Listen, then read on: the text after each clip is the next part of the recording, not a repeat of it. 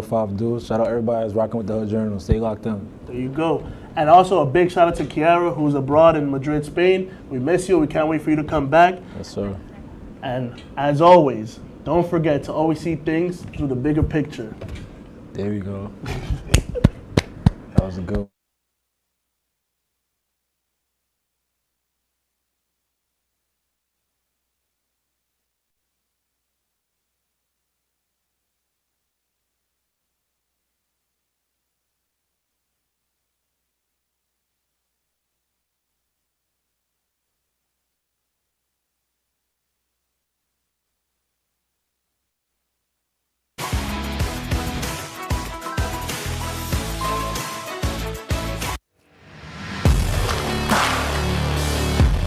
Welcome back to the best show on WTOP 10 out on our own Oswego. Did you hear that Bad Bunny's gonna be in Canada over spring break, you know? I heard that one. Drink coffee. The week. Oh my God.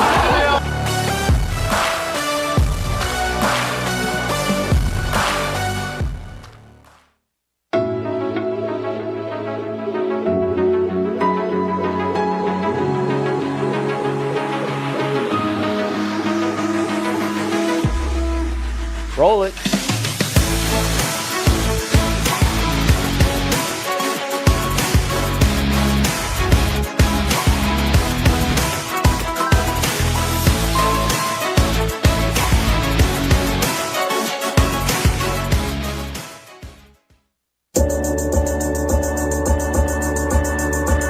The Candlelight Show with Chloe and Anna.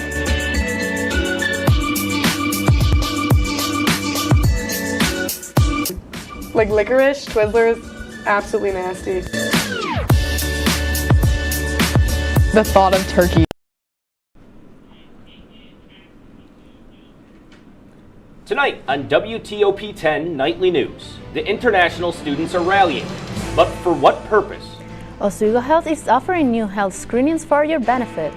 And what is the new award that is giving new life to farmer markets in downtown Syracuse? WTOP 10 Nightly News starts now.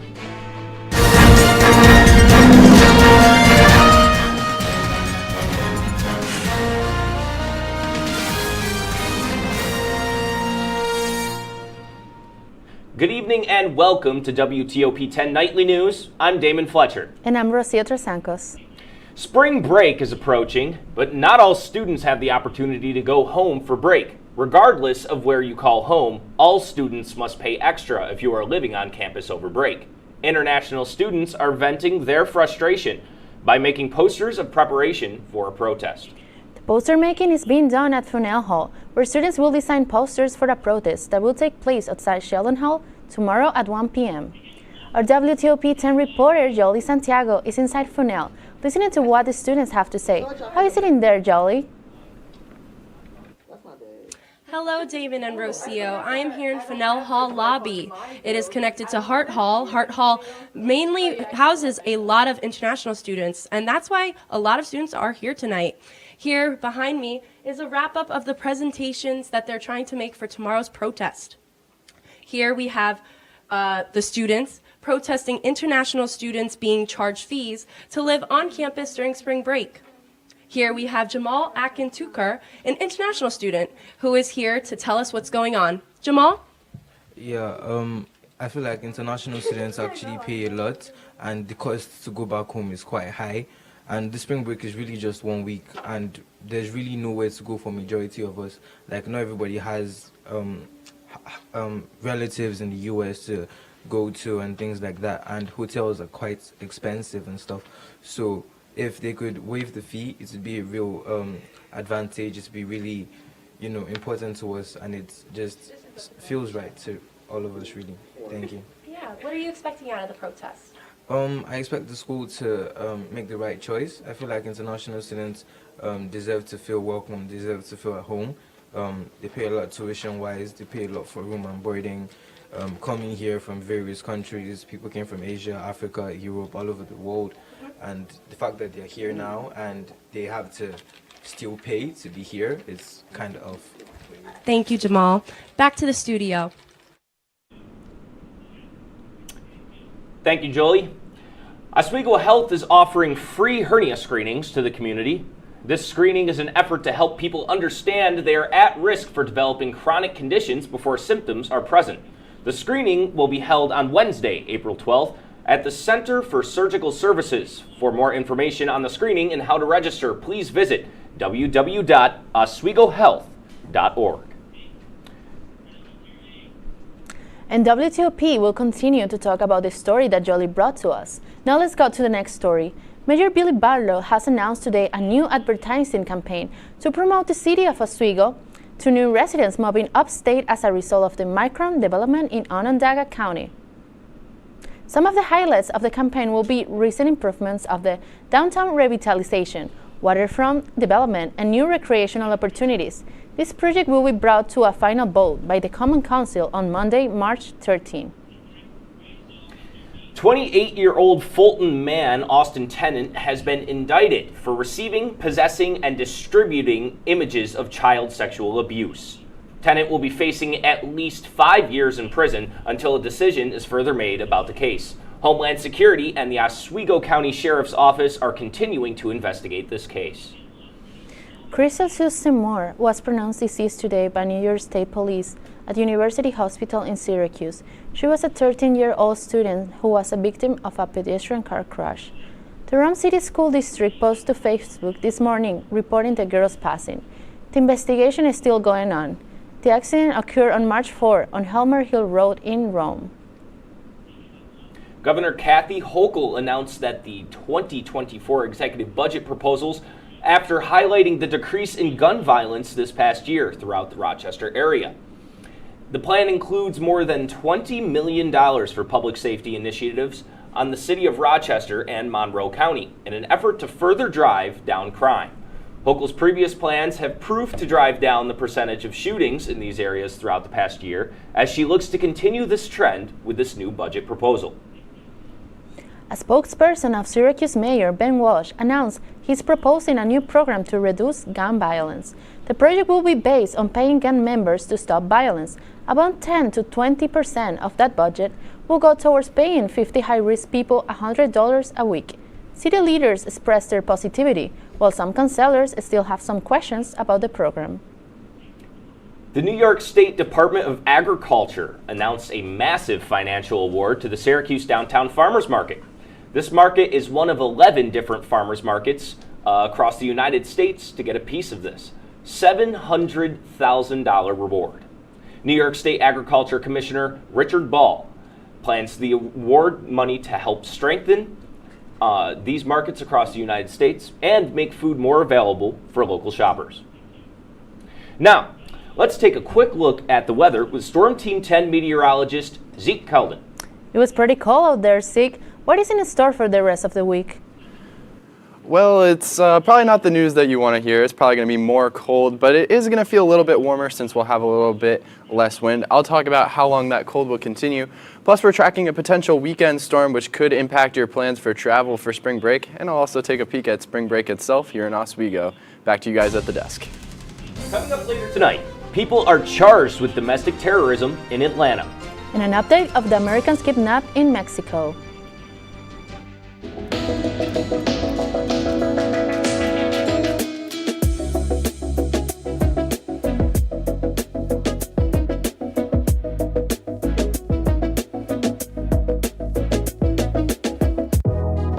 Welcome back to Major Discussions.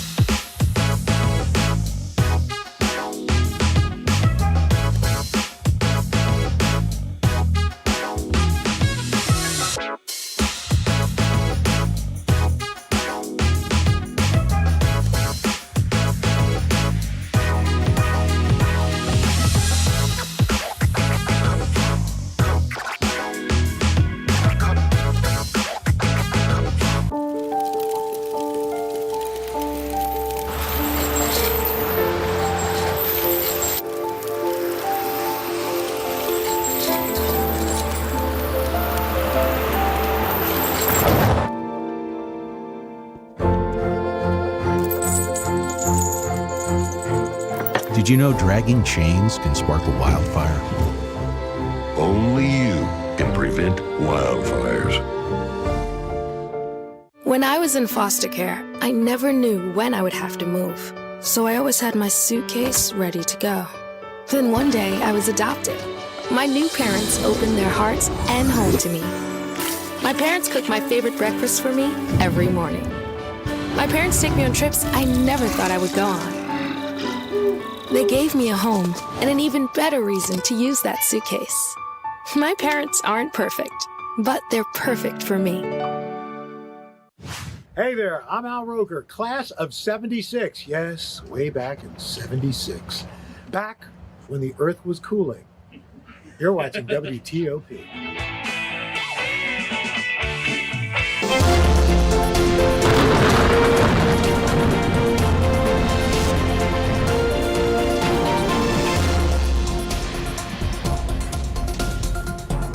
Good evening, folks. Storm Team 10 meteorologist Zeke Allen here with a look at your forecast. Mostly gloomy across the region tonight. A few snow showers out in Syracuse and Cortland as a few snow showers moved through the Tug Hill today, and they're kind of dissipating. Tonight we could see some snow showers here in the Oswego region. It'll get down to 23. It'll still be a little bit windy tonight, but as we see tomorrow, it'll get a little less windy and it'll feel a little bit warmer as a result. Today it almost felt like 15-20 just because the gusts were so bad. But tomorrow around 32, it'll probably feel in the upper 20s with that wind around. And looking at the midweek, Wednesday night 25, and we'll see those winds continue to go down. So it should be a little bit more comfortable. We might see some snow on Wednesday night and otherwise gloomy for the remainder of the week until Friday when we see this setup of a storm system that could bring some snow to the region, but it's really going to depend on some of the temperatures and how the track of the storm moves. It could be rain, could be snow, but either way, we'll be seeing some slippery conditions as people look to get out of here for spring break. So definitely stay tuned on that so that you can make sure you get out of here as safe as possible. Looking at the 7-day, it's going to be mostly gloomy and mostly 30s for most of the forecast. So definitely keep that coat on. It's not spring yet. Back to the desk. Thank you, Zeke. Two small planes collided over Lake Hartridge in Polk County, Florida. The lake is located near the Winter Haven Regional Airport. The county chief said that there is at least one deceased from the incident, and it is unknown how many more were on the plane when the collision occurred. Authorities are currently conducting an air and water search. The protests on Cobb City in Georgia are discussed in a council meeting. Aisha Wilson spoke with the city leaders.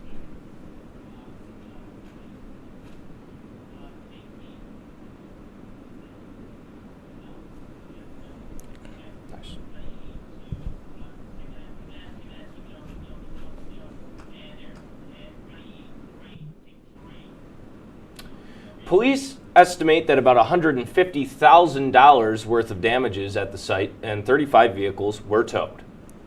Workers across France may successfully froze the country today as they promised. Hundreds of thousands of people in more than 200 cities took part in a national strike. This comes as unions intensified their fight to protest a plan to raise France's retirement age. Tensions rose from the protests, with police stepping in. New information is revealed about the Americans who were kidnapped in Mexico. Rosa Flores has more. Some of the images shown may be disturbing. 2 of 4 missing Americans are back in the United States and receiving medical treatment in Texas after being kidnapped in Mexico, after what a U.S. official tells CNN was a case of mistaken identity. 2 members of the party were found dead, and one of the survivors is severely injured with a bullet wound to his leg, according to U.S. and Mexican officials. In the party of 4, Latavia Washington McGee and Eric Williams survived. Zindel Brown and Shahid Woodward were killed. They crossed the border from Brownsville, Texas into Matamoros, Mexico on Friday for McGee to obtain a medical procedure, according to a friend of McGee's. They drove a white minivan with North Carolina plates across the border and got lost while trying to locate the medical clinic where they were headed, the friend told CNN. Before they were able to locate the clinic, disturbing video shows the aftermath of the kidnapping as heavily armed men loaded them into a white truck and transported them to various locations to evade capture, according to Mexican officials. Se va a buscar a los responsables The Mexican president saying today during a news conference that those responsible will be found and punished. A U.S. official familiar with the investigation told CNN they believe a Mexican cartel kidnapped the group after mistaking them for Haitian drug smugglers. Mexico's president saying the Americans were caught in a confrontation between two groups. The State Department has issued its highest level forewarning: do not travel to Tamaulipas state, where the group was abducted, due to heavy crime and kidnapping in the region. There are many people who cross over that border for these medical appointments. Attacks on U.S. citizens are unacceptable, no matter where or under what circumstances they occur. McGee and Williams are now under the care of the FBI, and U.S. officials are making arrangements to bring home the bodies of Brown and Woodard. Our immediate concerns are for the safe return of our citizens. Stay tuned for a delicious new vegan option on the market. And are you stressed?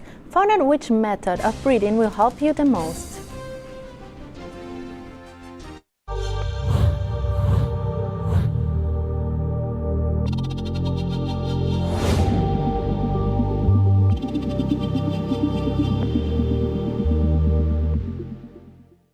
Say, President Stanley, whenever there's bad weather, who would you turn to? I'd turn to Storm Team 10. No, but you've got to say it like this. Storm Team 10. Say it with me. Storm Team 10.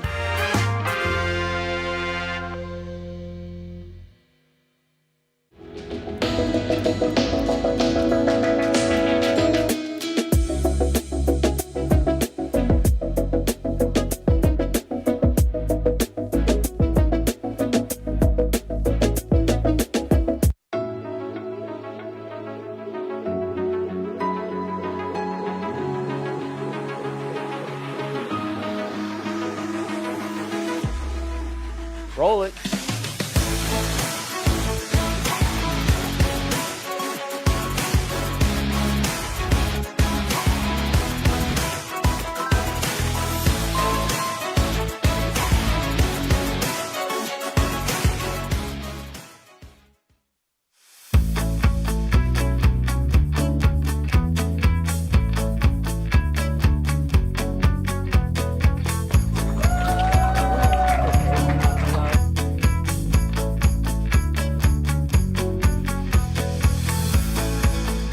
Jill told me it was Kitty from Glee. Yeah, what is it? Al Roker.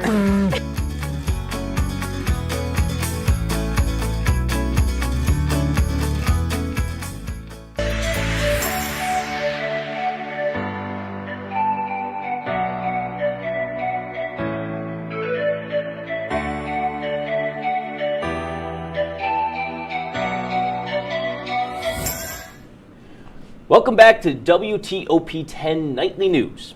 The CEO of Starbucks has agreed to testify before the Senate committee on his company's labor practices. The Senate's Health, Education, Labor, and Pensions Committee found an issue in the company's efforts to squash employee efforts to unionize. Senator Bernie Sanders calls the company's anti-union mission illegal. The committee has wanted to hear from Howard Schultz for weeks, but has refused. Starbucks instead offered to send its chief public affairs officer, but Schultz will testify on March 29th.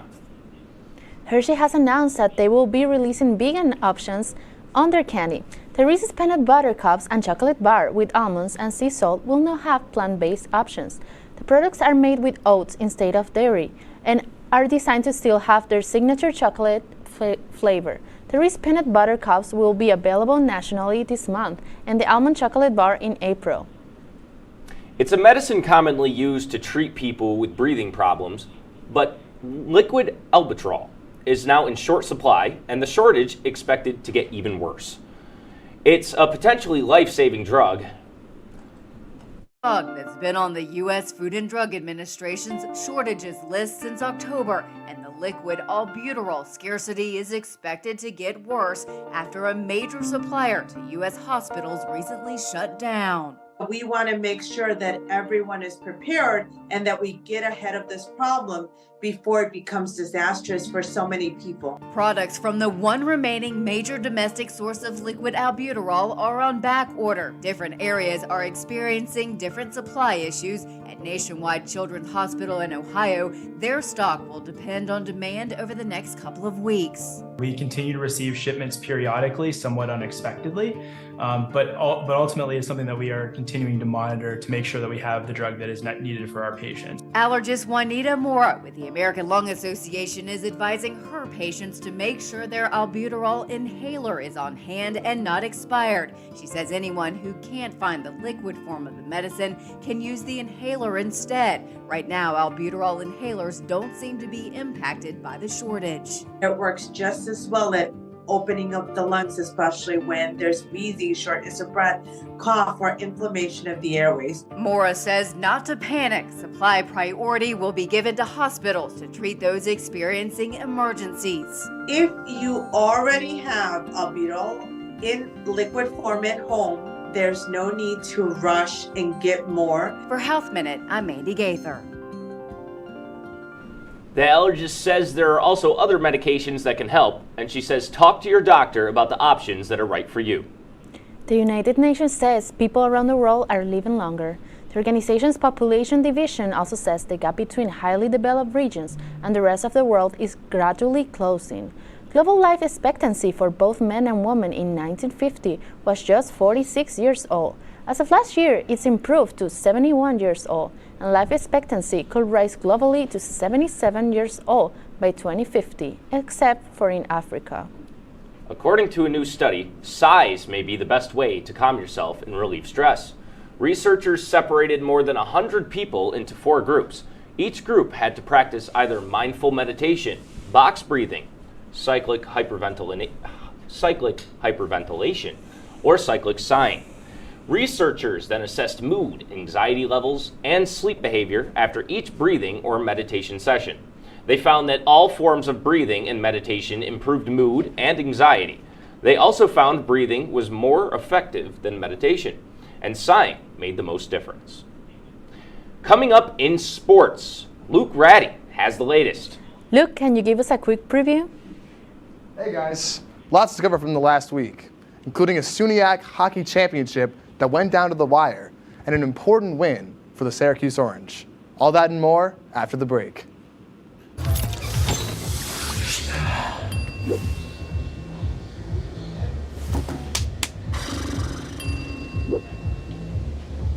If you need to do something to feel okay to drive, you're not okay to drive.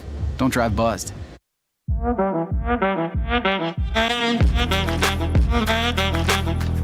Shine on that black. Look at the bling. Look at do we got a diamond tester on? Yeah, that's getting bad. Yep. 10 out of 10 recommend on Yelp.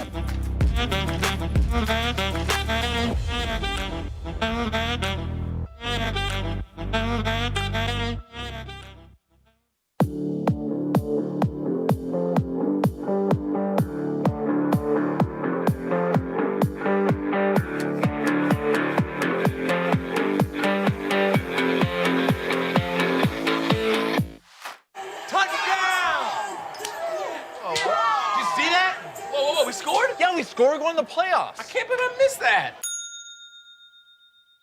Every time I'm buzzed, I spend too much time on my phone. What? I should take your phone away. No. I'll call for a ride. Hey, why does my face look like that? I'm playing with these new face filters. Okay, you know what? Yep, that's mine. I'm gonna need that back. No. Kevin!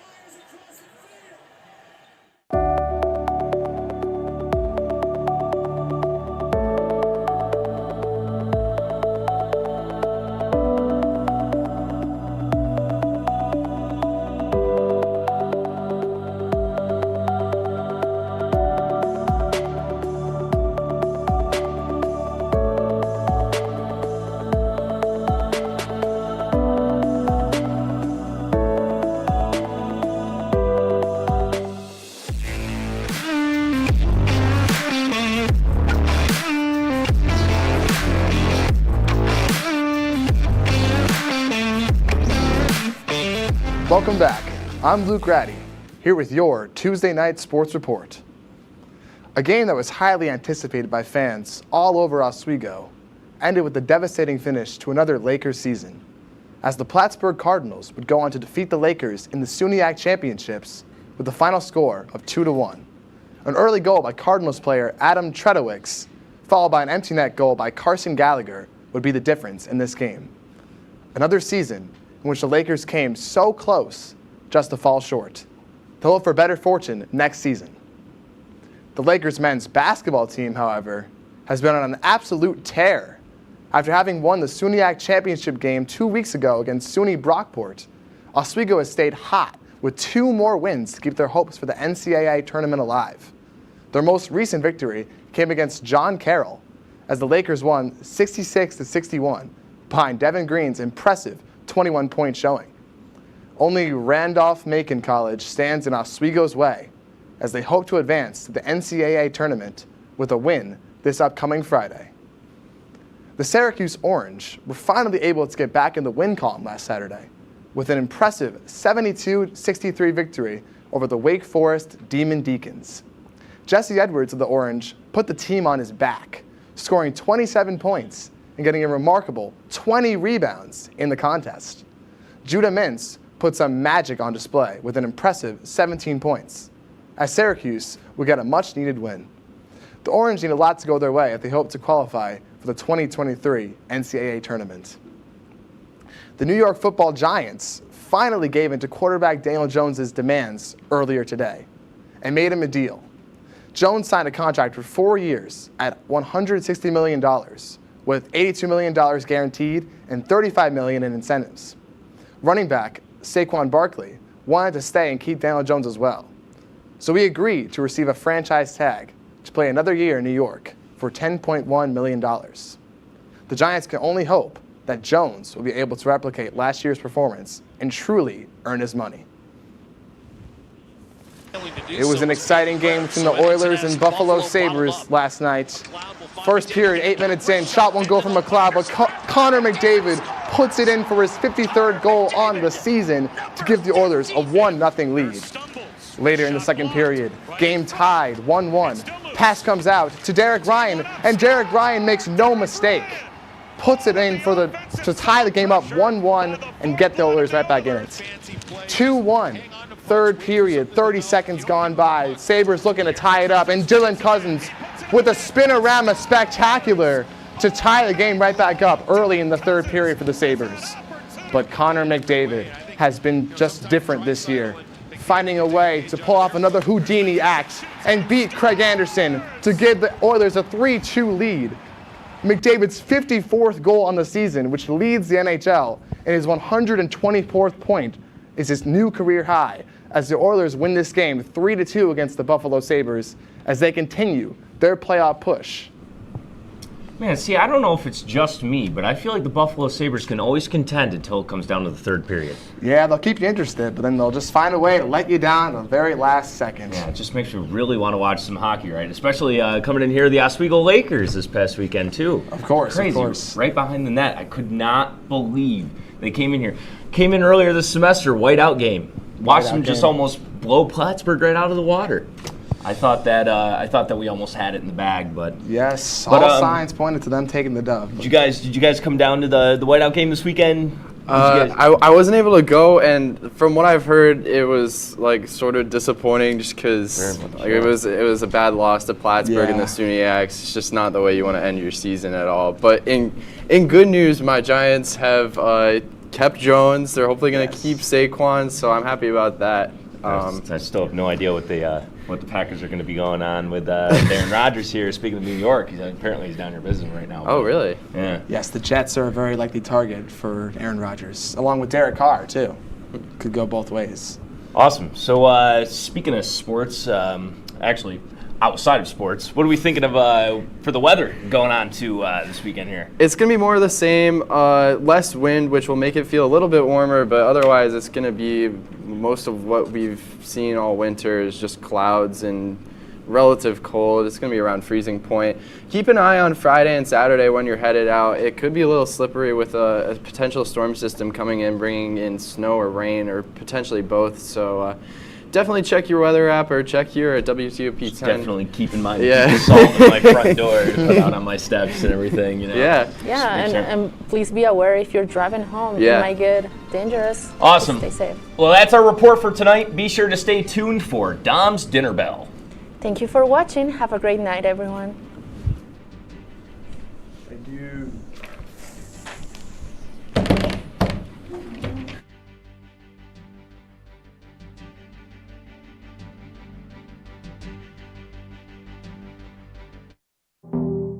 Now it is time for Black Card Revoke. Like, what's this apology about now? At least that's what I feel like.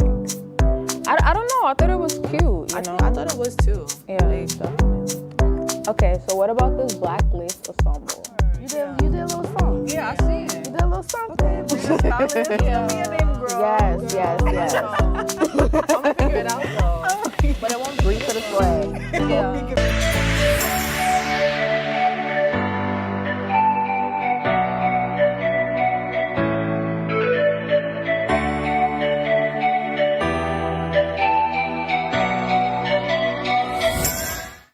Hi, I'm Megan. And I'm Donna. And this is the Sunset Show. Grab your low-rise jeans because we're taking it back to the 2000s. Let's go, girls.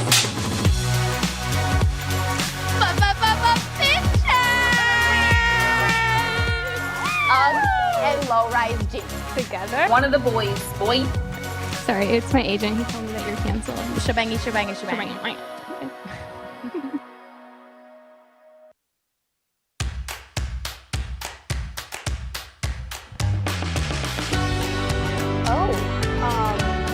Welcome back to the Kind of Lake Show, where we talk about anything and everything going on in our lives and yours. Well, my birthday was November 13th, so it's been quite some time. I think at the end we saw him get up. I did that. It's a winner, and I did bring you sweater for everyone. There you go! I know your dreams. You started the paper throwing, just the immaturity. You lost before you even argued. Pretty insane that the Clippers, 10 of the last 11 postseasons, they're in there. Hi, I'm Don Perone, and I'm a college student. Now, what does that mean? Simply put, it means I'm broke. But what that doesn't mean is I have to rely on ramen and boxed mac and cheese as my diet. You can eat healthily and nutritionally, all for under $10 or $15 worth of ingredients. So go wash up and get ready to eat because you're watching Dom's Dinner Bell.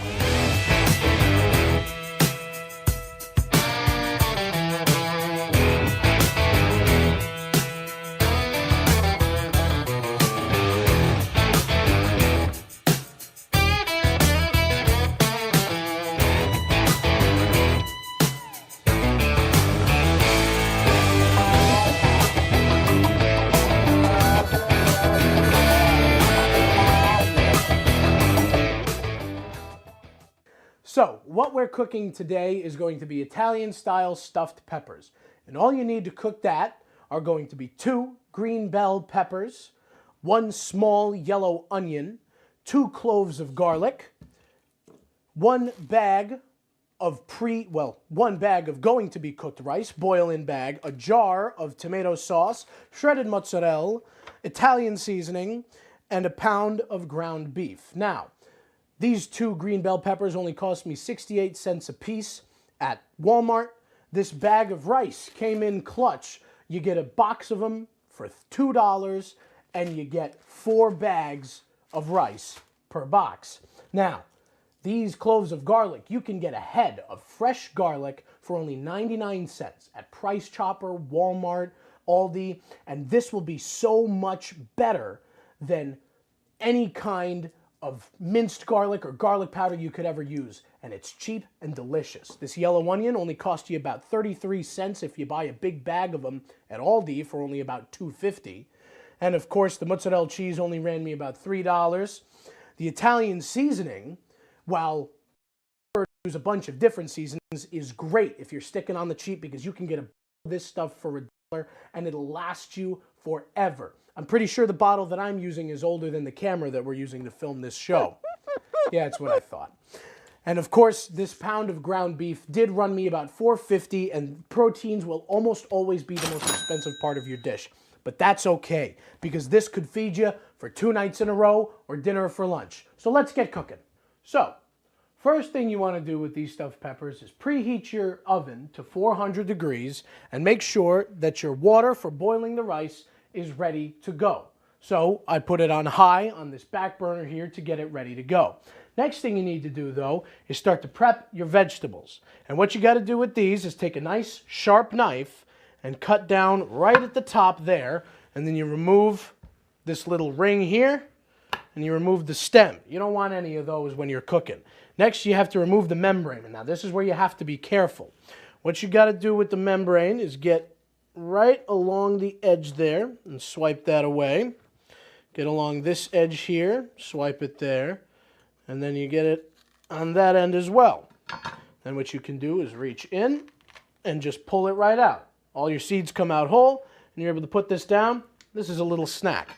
And what you want to do is try and clear out the membrane as best as you can. Sometimes it's easier to use a paring knife. Sometimes it's easier to use a vegetable knife. But if all you have is just a little kitchen knife, that is absolutely okay too, because as long as it's sharp, you're good to go. So that one, nice and clean, nice and set. See that in there? Not much left for it. So we're going to set that one aside. We're going to do this one next. Again, nice and sharp. Cut it right down the top there. You move everything you need to. So you go down this way, and I did it again. See, I accidentally swiped right through it. That might mean my knife is a little too sharp. Then again, there is no such thing as too sharp. Go around, cut the bits. Now this white part here is called the membrane. And the reason why you don't want any membrane in your dish is because it doesn't taste all that good. Reach in, pull out. Got all your seeds there. And if you really want, you can save your seeds and try and grow them in a garden. Now, again, the reason you don't want this membrane is that it's a different texture. It doesn't taste right with everything else. So when you get rid of it, you lose any kind of, any funky tastes or flavors that you might be invading into the dish. Because, like I said, this may be on the cheap. It doesn't have to taste cheap. So, after that one's nice and clear, you pick everything out. See, good to go. What you do, you take them over to your sink, turn on your cold water, and rinse them out completely. What you don't want is any dirt or errant seeds inside of your peppers. So, once those are nice and clean, you can take them back over to the cutting board, put them on a nice dry paper towel, and set them aside for now. Of course, as you cook, always clean. So we take the scraps here, boom, right into the garbage. Because next thing is we're going to do some dicing and mincing. Again, start with a nice sharp knife. Let's clean this off just a bit so there's no pepper juice there. And what you do with an onion, you see the root side here, this part's the stem. What you do is, again, take your knife, cut the top right off. You don't need that. There's no point in needing that. What you do now, take it, cut it right down the middle. And that's going to be a lot easier for you to get this papery stuff off of your onion. Now what you do here is you peel that right off in one big section. And you see this membrane here? You don't want any of that either. That's not good. It'll stay in your teeth, and it's not tasty at all. So we bring the trash back, boom, throw that one away. Now, we can do the same thing with this one. Grab it from the top. And this one's a little bit more messy. That's okay. Take the skin off, and there you go. So, throw that one away as well. Now, some people find dicing onions difficult. I get it. Took me a while to learn the best way to do it too. But what you really want to do, and I'll show it here on this cam as well, is take your knife and cut across this midsection here. So it's like you're trying to cut that half in half lengthwise again.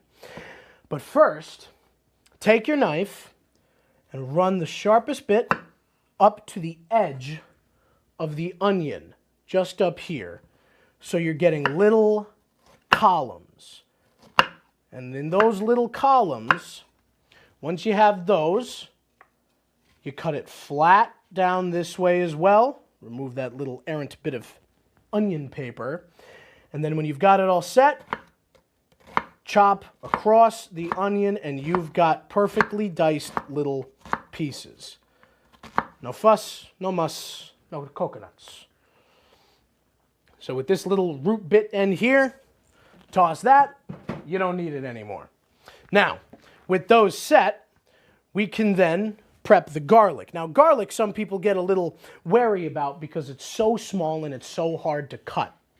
But the beautiful thing about garlic is not only can you get to smash it up a little bit so you can break off the skin, because you don't want any of that papery skin either. Same thing with onions, you don't want that stuff. You want it gone, out of there. So it's going to sit there on my table for a bit. So you see, you also want to remove this little root here. It's just where it grows on the head. It's no problem. But your best bet when cooking garlic is to chop as thin little slices as you can get. And from there, this is where you see all the real fancy chefs doing stuff. If you have a large enough knife, place the tip of it right down here on your cutting board and rock back and forth on top of your vegetables. And this is why it is so important to have a sharp knife, because if your knife is dull, you won't be able to get the fine little pieces from the tip and the end of your knife. So when you get through a pass and things start getting spread out, you remove it off of the knife, you bring it back, and you go again until you have the right size pieces you desire.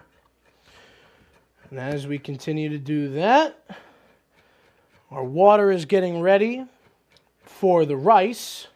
So once that reaches a boil, we will move it to there. Now, what we are doing, of course, well, let me start with the best bit, though. The reason why I use fresh garlic rather than minced garlic. Minced garlic is great in a pinch, but this fresh stuff has such a better flavor to it. It's so much more natural. It's so fragrant. I mean, I'm sure Mel can smell it well. It's a garlicky smell, and when you throw it on the pan with the meat, you're going to smell it all throughout the apartment. You're going to smell it into the hallway. It's amazing. And I personally love the smell of garlic, and this will get anybody's head turning. This will get anybody excited to have whatever you're cooking. So, with the vegetables, the garlic, the onion, and the bell peppers all prepped, what we're going to do now is get the meat started on the pan. Stay tuned. You're watching Dom's Dinner Bell.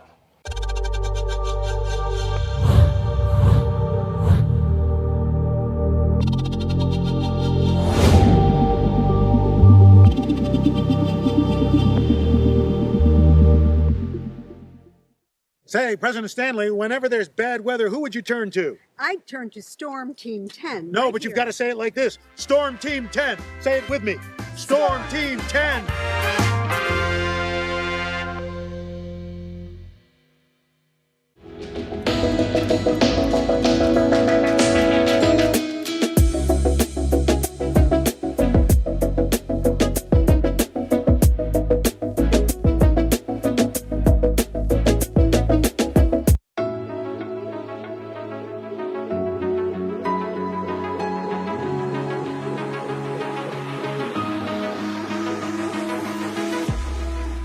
Roll it.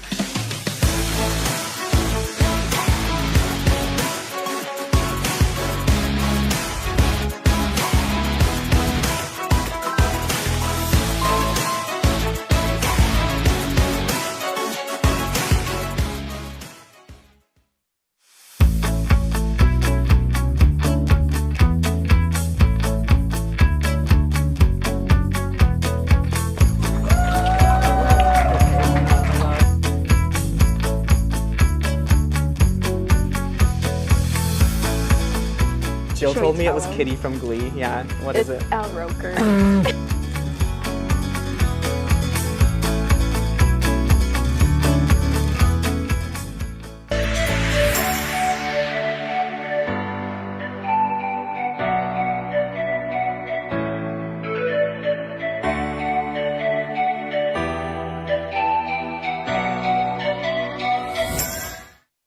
now that we've got all the vegetables and everything prepped. No, those are not brains of any kind. That's just ground beef. What we're going to be doing now is taking our ground beef with our onions and garlic and browning them. Now what that means is that we're going to put them in a pan on medium heat and simply, hear that sizzle? That's what you want to hear. With that, we are going to add the garlic and the onion. And we're going to cook all three of these things all together at once so the flavors can get to know each other a bit. Once you get it in the pan, your best bet is to break it up and get it as much meat across the pan as you can. That creates more surface area, and with more surface area, the meat cooks more evenly, and it cooks more quickly as well. More quickly? Sure, let's go for it. You also want to make sure that you're not scorching anything. So those onions are going to start sweating out some of their liquid. The garlic is going to start sweating out some of its water as well. And the meat is going to render out all of its fat. Maybe not all of it, but a good portion of it. So after you do brown all of this meat, what we're going to do is drain it. And that is absolutely crucial because you don't want greasy ground beef in your stuffed peppers. So when you get it in there all nice and mixed together and everything, all one cohesive looking pan of meat, you can just kind of let it sit for a minute and let it cook. You see it all just kind of sitting there in the pan. That's exactly what you want. So just let it sit there and cook for a little while. You'll start to see the fat render all out of it, and you'll be able to get an idea of what comes next. Now, our water that we set up is now boiling. So what we do with that is I put the bag of rice over here. These things are a godsend. All you do is place it in the boiling water like a tea bag, and you let it cook for about 8 minutes. Or until the rice, it's going to double in size. It's going to get so big in the bag that it's going to be almost, you think that might not be enough rice. It is, trust me, especially for what we're making here. So with that, I'm going to set an 8-minute timer for the rice, and I'm going to watch the beef and onions and garlic closely. And you can already, yeah, you can smell that good stuff there. That's what I like to see. Exactly. We've got 8 minutes set. Always make sure that you've got timers on hand, whether it be your phone, your watch, an actual timer. I don't have one of those, but it could even be your microwave timer for all I care. All that matters is that you're able to time what you are cooking. That's what matters most, because if you overdo something and you let it go for too long, it'll be mushy or it'll be burned, and you don't want that.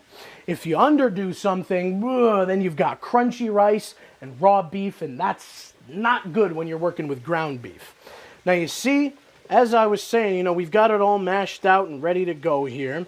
You see that the fat is starting to render out of that beef there. See it all move to the bottom there? That's good for while we are cooking, but not for eating. So I'm going to keep trying to break up all of this meat in here and get it moving as best we can. Now, a lot of the times, when you're cooking in a pan like this, or you're cooking in a stove at home and they're electric, you won't get even heat. And that's okay. All that means is that you have to work on being able to move everything in the pan around so that it does cook evenly. For example, if you have a shrimp in your pan and you realize that some of the shrimp are cooking faster than the others, you move them opposites. You move the shrimp that aren't cooking to where the shrimp that are cooking are, and the shrimp that are cooking to the shrimp that aren't. Sure. In any event, it's okay if your stuff cooks unevenly. I certainly don't have the best of utensils in a college apartment like this one, and especially if you're cooking in a dorm, use what you have. The best thing about cooking is that you may not have the best utensils for some things, but when you don't have the utensils for them, improvise. Everybody needs a pan, a pot, a spoon of some kind, and a sharp knife, and you should be good to go. But we see here how it's all getting nice and brown and charred up one side, so we try our best to flip it. With some recipes, you can leave the meat a little raw. You don't want to do that with stuffed peppers. You want to make sure that these are browned completely and that the onions sweat out a lot of their water in them, and the garlic gets nice and fragrant. You see all that fat building up on the side here. Be careful with tilting the pan like I am. If you get that on a hot burner, it might go up in flames. With the meat mostly flipped over and it's still cooking nice and strong, the rice is looking good. There isn't much else for us to do since the oven is preheating and the meat is still cooking. It's 9 o'clock. What that means is this little contraption here is a gift from my uncle called an arrow garden. What it does is it's full of just water, and it grows some herbs, fresh herbs for you to use at any time. And I've only had it for maybe 2 months now, so the herbs aren't very big. They're just starting to get usable. But with how aggressive that lighting is for the show, I'm going to turn this off for the time being. They get their light all throughout the night. Now that the rice is done, and our meat is browned, what we're going to do is take it over to our sink and drain it. Now, I don't mean pour all of the grease down the sink, because that's bad for your plumbing and not a good practice to do. I have this very fancy contraption here that drains the meat in this end and puts all of the rendered out fat in the bottom half. So all I have to do is kind of pour. Now, if you do not have a contraption like this, that's perfectly okay. Not everybody does. What you can do is when you're draining the meat, what you do is you tilt your pan over so that you get all of the fat over on one side. See it rush down the side of the pan here, and you take a slotted spoon. And what you do is you scoop up some of the meat and you let it drip for a little while, and then you put it in a paper towel lined bowl. If you don't have one of these, of course. Or what you can do is use a pasta strainer with a bowl underneath it. Like I said, do not, absolutely do not, drain your meat directly into the sink. The rendered fat will ruin your pipes, and you'll be in a heap load of trouble with your landlord if you're still renting. So, now that this is done, we can leave the pan right up there while it cools. And the best way to remove bagged rice is to use a fork, because there is a little loop at the top of the bag that you can grab right there with your fork, and you kind of let it drip out like a tea bag, even though you're eating the contents of the bag, not the water that comes after it. So with this wicked hot rice, we're going to let it drip dry a little bit. Well, not so much dry, but just drip all of its excess water out of there. We're going to put it right on the cutting board that we did our veggies on, because it's not contaminated in any way by meat. Then we take the hot rice water and we dump it down the sink. But right now the sink is a little occupied with all of the meat that's in there. So we're going to leave that on the stove for right now. While we let both of those things cool, we're just about ready to start baking. Because now that you've started your meat and it's finished and your rice is finished, take a 9-inch baking pan, a square one like this, and take your tomato sauce and pour about half of that directly into the pan. You want it all on the bottom there. Now, we're going to let that sit there for just a minute. You're not going to do anything with it until you're able to mix your stuffing part of the stuffed peppers. So, once this is nice and cool and the rice is nice and cool, we will do just that and get to baking.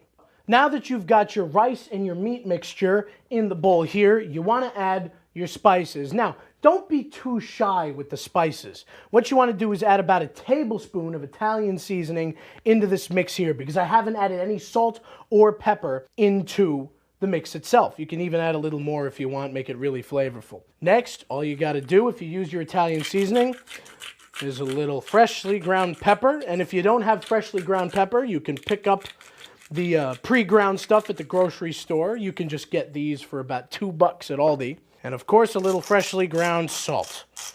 Add a little bit of that in there. Let it go. And then you can take a different spoon than the one you use to cook the meat, because that's cross-contamination and it's a crime.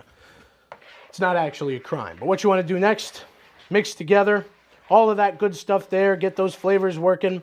And since it's all cooked already, always, always, always taste while you are cooking. If you're not tasting while you're cooking, you're not going to know how your dish is going to end up. And that's one of the worst things you can have about cooking. You know, you think you've done a good job, you followed it by the recipe, but maybe the recipe doesn't have enough spices in it. Maybe the recipe doesn't have enough salt in it. So what you got to do, always, is taste what you cook. Nice and hot.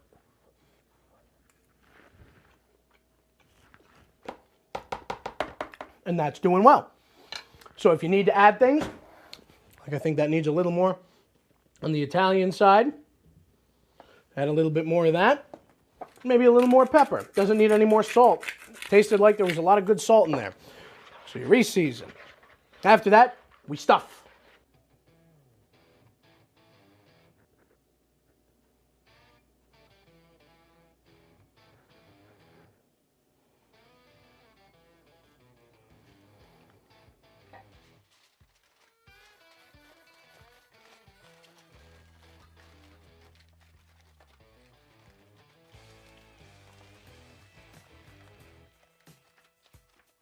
Now that we have put the stuffed peppers in for about 30 minutes, we take them out of the oven since they have been tightly wrapped in tin foil.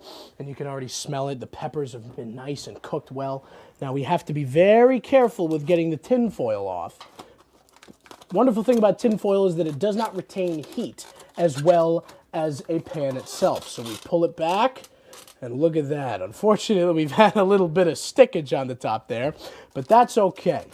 So what we're going to do is we're going to remove this bit entirely here. And then with these finished, I'm going to grab a spoon real quick so we can get all that good stuff off of the top there and back down on top of our pepper. Because that sauce, I mean, you can't have a stuffed pepper without sauce. So, now that that's all back on there, what you do now, you take your shredded mozzarella cheese and you sprinkle liberally over the top. Make sure you got a nice big mound there. And all that's left to do after that is make sure you have your oven mitts on. And we are going to put them back in the oven for 5 minutes. Let that cheese get nice and melty, and then we'll be ready to serve. We're ready to go. There appear to have been some technical difficulties with trying to remove the peppers from the pan. Oh no. Oh, what have I done? Okay, all right. Transfer on 1, 2, 3. Boom. All right. Okay, we got that one right. A little sauce over the top. And now that your pepper is done, you do spoon a little bit more over the top there. Nice and hot sauce. And from there, we give it a taste. Let's cut it right down the middle, get a good old cross section of that stuff. This time it'll make sense why it's tipping over. Yeah, look at that. The pepper's nice and tender, but it's not mushy. You know, it's not going to crunch, but it's also not going to feel like a slug in your mouth. Now, this stuff is really hot. So, of course, you probably should wait to take a bite. But that's not how we do things on Dom's Dinner Bell. I'm hungry. So let's do little, as my mother always said, little bites and blow.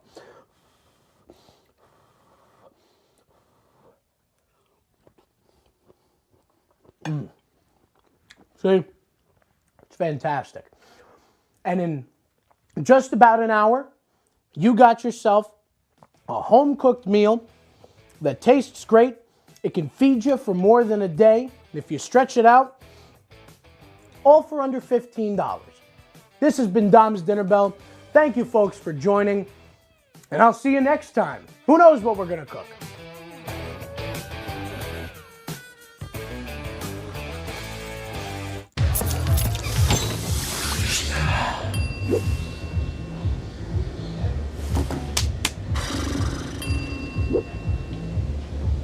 If you need to do something to feel okay to drive, you're not okay to drive. Don't drive buzzed.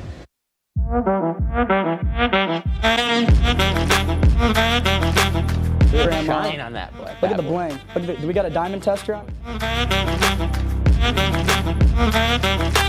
Yeah, that's getting bad. Yep. 10 out of 10 recommend on Yelp.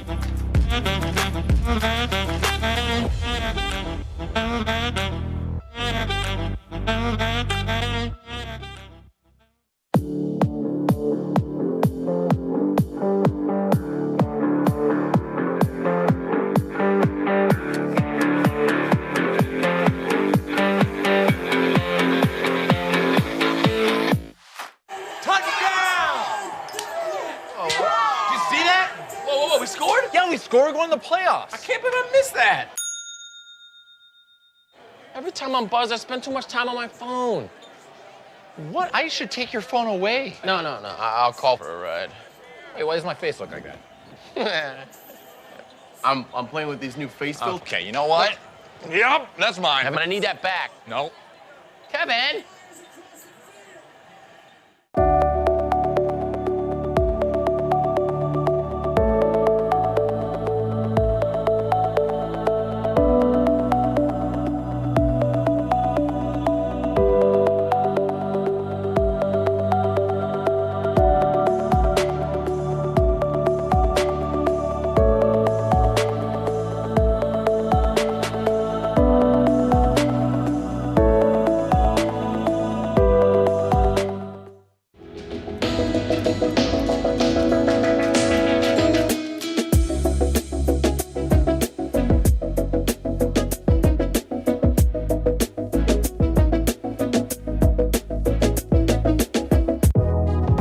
Welcome back to Major Discussions.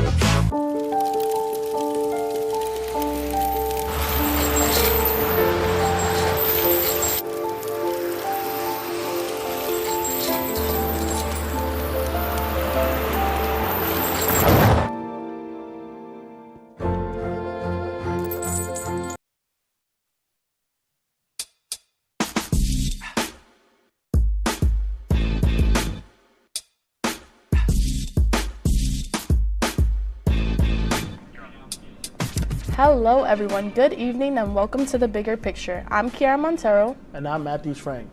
Here at The Bigger Picture, we're all about recognizing organizations here on campus that you may have not known about. So Matthews, how's it going? How are you feeling? Can you believe we have 3 weeks left in the semester? I can't believe it, but then at the same time I can't believe it because, you know, the workload is becoming more heavy, the stress is getting bigger. Yeah. It's like finals is creeping up upon us, and I'm not ready. How about you? Yeah, I feel like we just got through midterms. Yeah. We literally just got through midterms, but I feel like now that we're at that crunch time, 3 weeks left, now I'm just okay, let me pick up the pace, let me get through the semester. We're right there. Summer vacation's right there. What do you do to stay focused whenever you got an exam or something? Because I had a meteorology exam yesterday, and I had the biggest test anxiety ever. So I walked into that class and I forgot everything I studied. Everything. Yeah. So my number one rule, I try not to cram, because I feel like when you cram, you really do not remember? Yeah, you don't take in all the information that you need to. And I don't know, I'm big on meditation, guys. So sometimes if I need to meditate before an exam to, calm my nerves, then sometimes I do that. And really just creating lists to check off what I have to study, what I already studied, what I don't know, my strengths and weaknesses for this exam. I feel like that goes a long way. You guys heard it here first. Make a list and list out your strengths and weaknesses. And meditate. Before we get into today's episode, let's update you guys on a couple of events on campus that you may have not been aware of. So, this week is the Asian Student Association Week, so make sure to support them by going to the rest of the programs they have planned for the rest of the week. Join the Latino Student Union and the CUNY chapter of Mu Sigma Upsilon Sorority Incorporated as they host a softball charity event happening Saturday, April 23rd at the softball field behind Lee Hall. Which so happens to be our events. Yes, sir. So the month of April is also Sexual Assault Awareness Month, so be sure to support 2.5 as they host programs on behalf of Sexual Assault Awareness Month. And of course, the Caribbean Student Association will be having their backyard jam on April 30th in the Deborah Stanley Arena from 10 p.m. as they host, from 6 p.m. to 10 p.m. as they will be hosting a Caribbean artist as well as scenes exploring the Caribbean culture. I'm not gonna lie to you, I'm super excited for Backyard Jam. It's kind of like a concert involving a Caribbean artist. It's like Ozfest, but Caribbean version, which is going to be a great time because I heard there's also going to be Caribbean food too. Yes. Also, we actually never experienced our backyard jam. This is going to be our first year because when we were supposed to experience it our freshman year, that's when COVID was like, nope. You guys got to go home. So this is the first time that they're bringing Backyard Jam back. So I'm really looking forward to it. We don't know who the artists are though, I believe. But it's going to be a great time. You know, end of the semester, we get to vibe out. Everyone get together with their friends. Like there's no better way to do it. And this is going to be, I think, our first event where we're going to be in the arena listening to like a concert in the arena. Yeah. Oh, I didn't even know that. Yeah, I never been in an event with a concert in the arena. Okay. Who are you looking forward to see? Who do you think they should bring? All right. Hopefully, whoever's a part of this event, they're listening to us right now, and they take these suggestions. This is out of the box with Sean Paul. Oh yeah. Imagine Oswego. I would love that. You know what artist I would love for them to bring? Popcorn. Oh, Popcorn. Yeah. Yes, I would love. He'll bring Drake out. Imagine he brings Drake out. Yeah, no, they probably wouldn't. A girl could only wish. So, when we return, we will be meeting with our special guest from the Laker Poets Society, so make sure to stay tuned. Athletics, Aaron, there are 6 big points. This is the one you've been waiting for. This group has never beaten Cortland. Getting started with some men's soccer as the Lakers had 2 conference matchups. For half of the Lakers' goals this entire season. Offense is key. You talked all about scoring goals.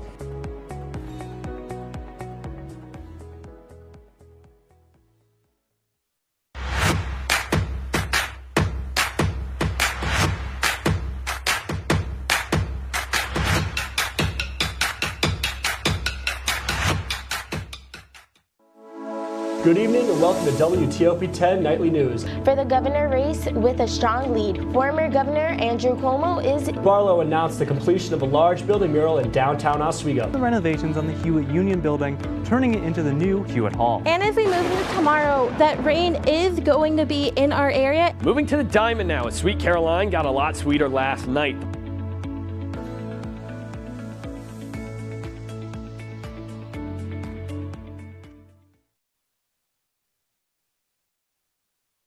Life's taught me a lot, and I'm ready for more. Well, you're not the typical kind of candidate that I hire. But you are exactly what I'm looking for. Your company could be missing out on the candidates it needs most. Learn how to find a great pool of untapped talent at gradsoflife.org. We've been marinating chicken in all sorts of liquids for 24 hours.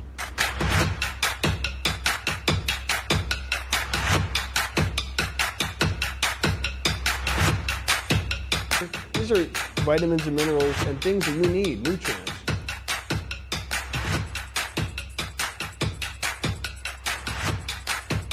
The chicken speedy is a staple of our culture.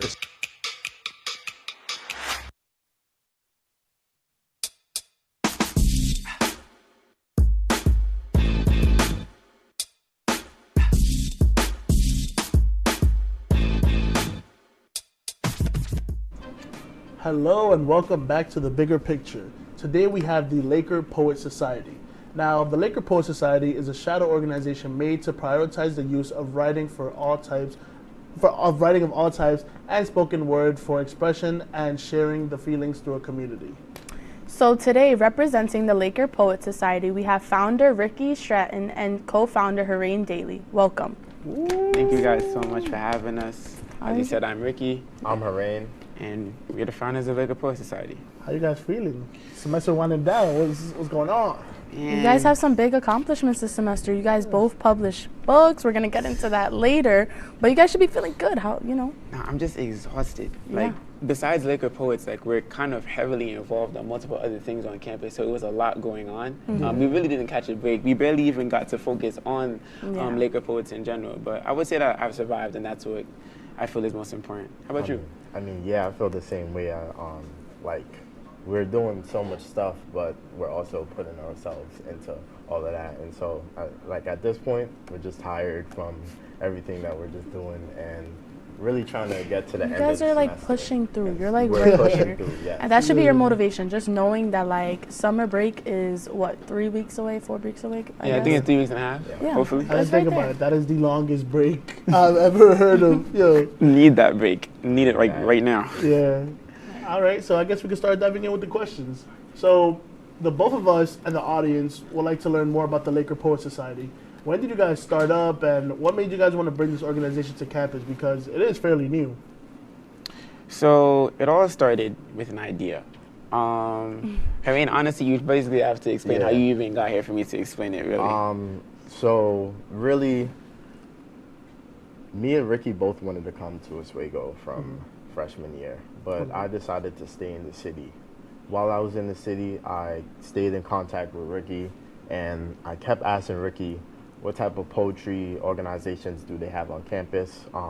How can artists get their names known? How can artists, perform? And just like, I was really asking about the artist community. And he basically was like, no, there's not really an organization. So we took it upon ourselves to make one. So he really started it with the Instagram that he created called Lakers Poet Society. Yes, I do remember that. Yeah, so like essentially, after he asked me that, I had realized that I would say I had organized, let's say, like spoken word events or open mics, but there wasn't any name behind it. And more importantly, after the open mics were over, there was no way to connect those artists to each other. So I was like, how could we find a way to centralize everything?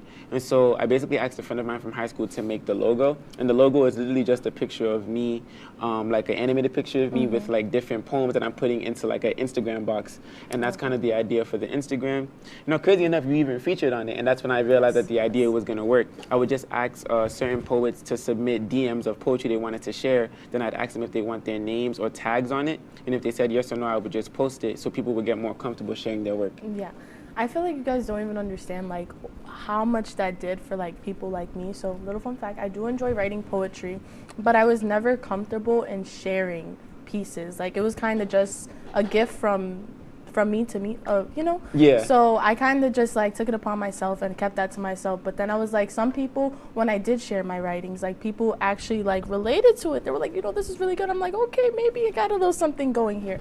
So just being able to have a platform that makes us feel like comfortable enough and safe enough to like share these spoken words, because a lot of the time poetry is like, this is heartfelt emotions. Like this is me telling you how I'm feeling right now, or from a past experience, from how I would like to feel in the future.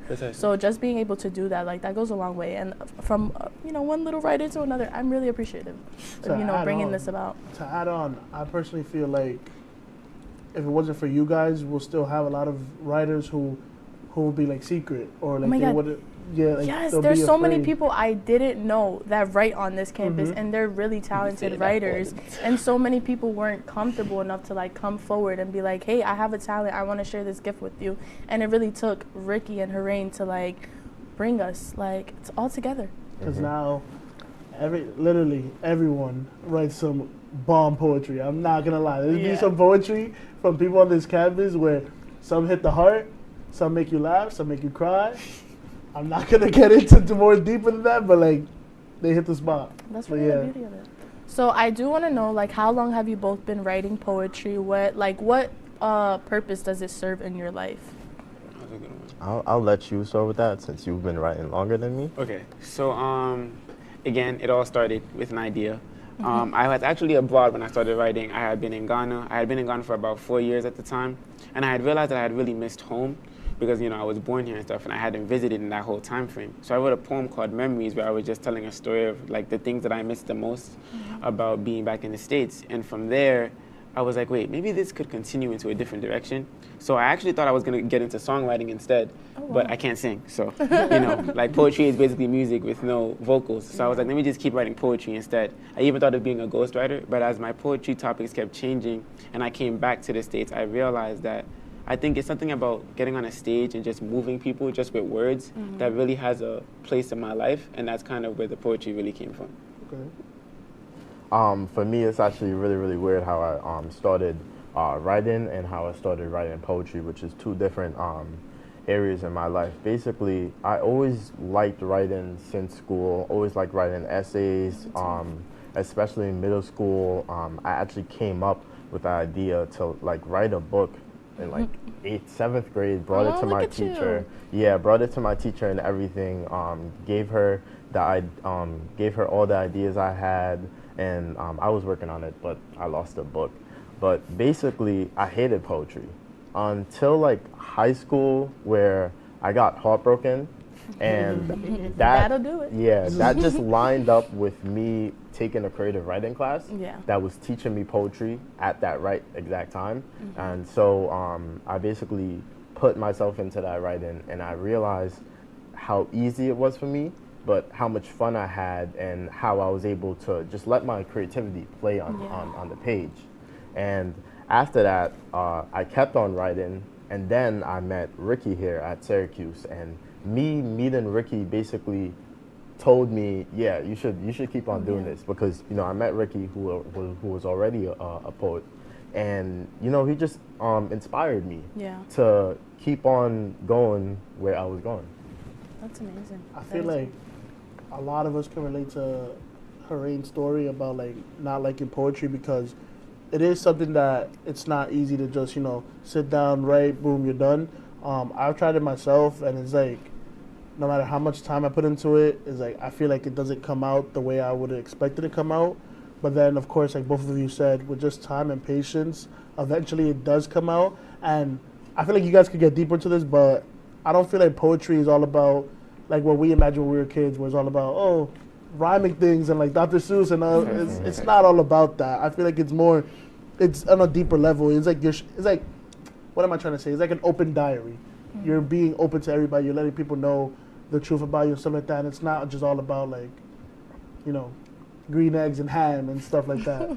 But if you guys could just touch a little bit about that, about how it's not all about like rhyming. Wasn't that one of the first things you said about the hating of rhyme and stuff like that? Yeah. So you said it really, really good when you said it's like poetry is like a journal, you know? And when you're journaling, you're not gonna just rhyme out of nowhere unless you're, unless you're like Ricky. But me, I never had the talent to rhyme, and that's actually one of the things that made me scared of going into poetry, because I was like, oh, I'm not a poet because I can't rhyme. I'm really bad with grammar, all of that stuff, and so. It was me writing the poems that didn't rhyme and realizing at the end of the poem was still good, and the poem hit a deep material that the audience could connect with, and that's what mattered to me. So I think my thing is I love a good rhyme. I love a good rhyme. I feel like I have a good time when I rhyme, but some of my favorite pieces don't have a single rhyme in them. Wow. Because the thing is, rhyme is very different from flow. And if a poem or a piece flows, it doesn't need to rhyme. Imagine just reading like a collection of words that just happen to connect to each other perfectly with no rhyme scheme. It's just like a 1, 2, 3. Are you following me like that? Yeah. It's just because it makes sense, rhyme or not, you're getting it and you can't stop reading it. I think the thing with rhyme is because it rhymes, it flows, and your brain automatically wants to continue reading whatever it's flowing because it just has to follow a pattern. Yeah. If the pattern is the point, you'll follow it till the point is complete. You see the difference there, right? Yeah. That's a good point. Yeah, that was deep.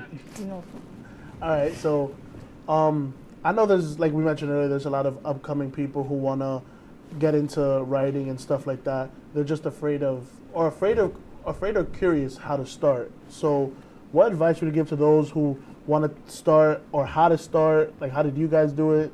Things like that. I was honestly just going to say, for starters, drop the rhyming idea. You don't need to rhyme to write a poem. It's not necessary. And to be honest with you, you will have a lot more fun writing if you think about whatever point you're trying to come across than how many times you can rhyme a sentence. I think it's honestly the same advice I give to somebody who's trying to get into fashion. Don't conform. Just be yourself in that sense, and for lack of a better word, just create. But make sure that it's personal, it means something to you, because it's gonna show. If it's about being deep, if it's about making sure that your point is coming across, as long as you're being honest with how you communicate that point, someone's going to get it. Same thing as you saying that people realize that they can relate to your work. I'm pretty sure not all of your poems rhyme, but they still got it because it hit them, and that's the point. For sure. So I do want to ask, has there ever been a time for you guys, like, you're writing a piece and it, like, you're pouring so much emotion into it, does it ever get too overwhelming for you that, like, sometimes you have to take a step back and, like, you know, probably come back to it later or continue writing because your best work might be in that moment, you know what I mean? So how do you handle that if that does happen? I would say that happened to me recently, 2 times actually recently. One when I was writing a piece about my mother where it was just like a lot of emotions that I was pouring into the piece. And so like I definitely had to take a step back and definitely reassess how I was feeling and everything, which, you know, bettered the words that I put into the poetry. And it was also that I had written a poem for a performance in the variety show that Ricky had gave me the idea of basically speaking from the perspective of a slave, right? Oh, wow. And just writing that poem and thinking what I know about slavery and everything, like that definitely like brought some tears, you know, because it was just like realizing and thinking about the realities of the words that I was truly putting on the paper. Oh, wow. I feel like I'm curious to know what's next for the Laker Poets Society. So because you guys have such talent, and like also you guys are teachers as well. Like I've learned so much from Ricky and as well as Hareen. Like you guys have the ability to really teach and move people and encourage us to like continue writing because this is, you know, my what's that word? Hobby. It could be hobby, interest. So I feel like the best way to close out the questions right now is, what do you guys would like the future of the Laker Poets Society to be here at SUNY Oswego? So, as you had said in the description, it is a shadow organization, which means it technically doesn't exist. We are just a collection of people who all write. I'm thinking of turning it into an organization next semester, if COVID is officially not something that stops you from being able to create an organization. If that happens, then the Instagram would basically get revamped and we would officially start asking for new submissions because we'd be posting about 2 to 3 times a week consistently. Other than that, I want to start hosting about 3 to 4 open mics a semester because every single open mic we did last semester got like 20, 30 heads, at least 12 or 14 of them all wanting to perform. I'm looking around the room, I'm looking at Hareen. Where did you people come from? Like, where did the poetry come from? Imagine, it's all good work, great work. I'm like, okay, but I asked for a submission on the Instagram and you didn't give me a submission, so what is happening here? So we're just gonna give them like as much time as possible to really share their work, because one thing about a poem is when you share it like physically, it really changes it. I've never said the same poem twice. Like I always change a line or I change a rhyme or even the time. Like everything is changing about it when I perform it. So just to give them more opportunity to just like be poets, but like in the real world. Yeah, that's amazing though. You guys are doing some great stuff with this. So when we return from break, we're gonna get a little more into the poetry vibes. So the 4 of us will be sharing some spoken words right here in the WTOP studio, so stay tuned.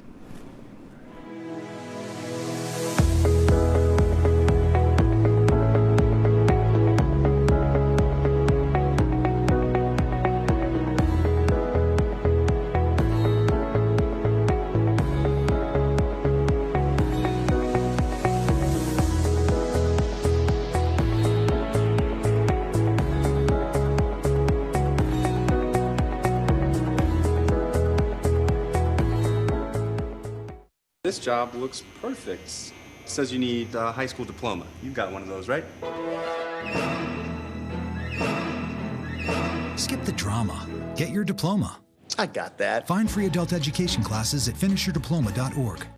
Major Discussions is the new show that explores the stories of students right here on campus. I personally came here to SUNY Oswego for the broadcasting program because I love to hear people's stories and to do work just like this.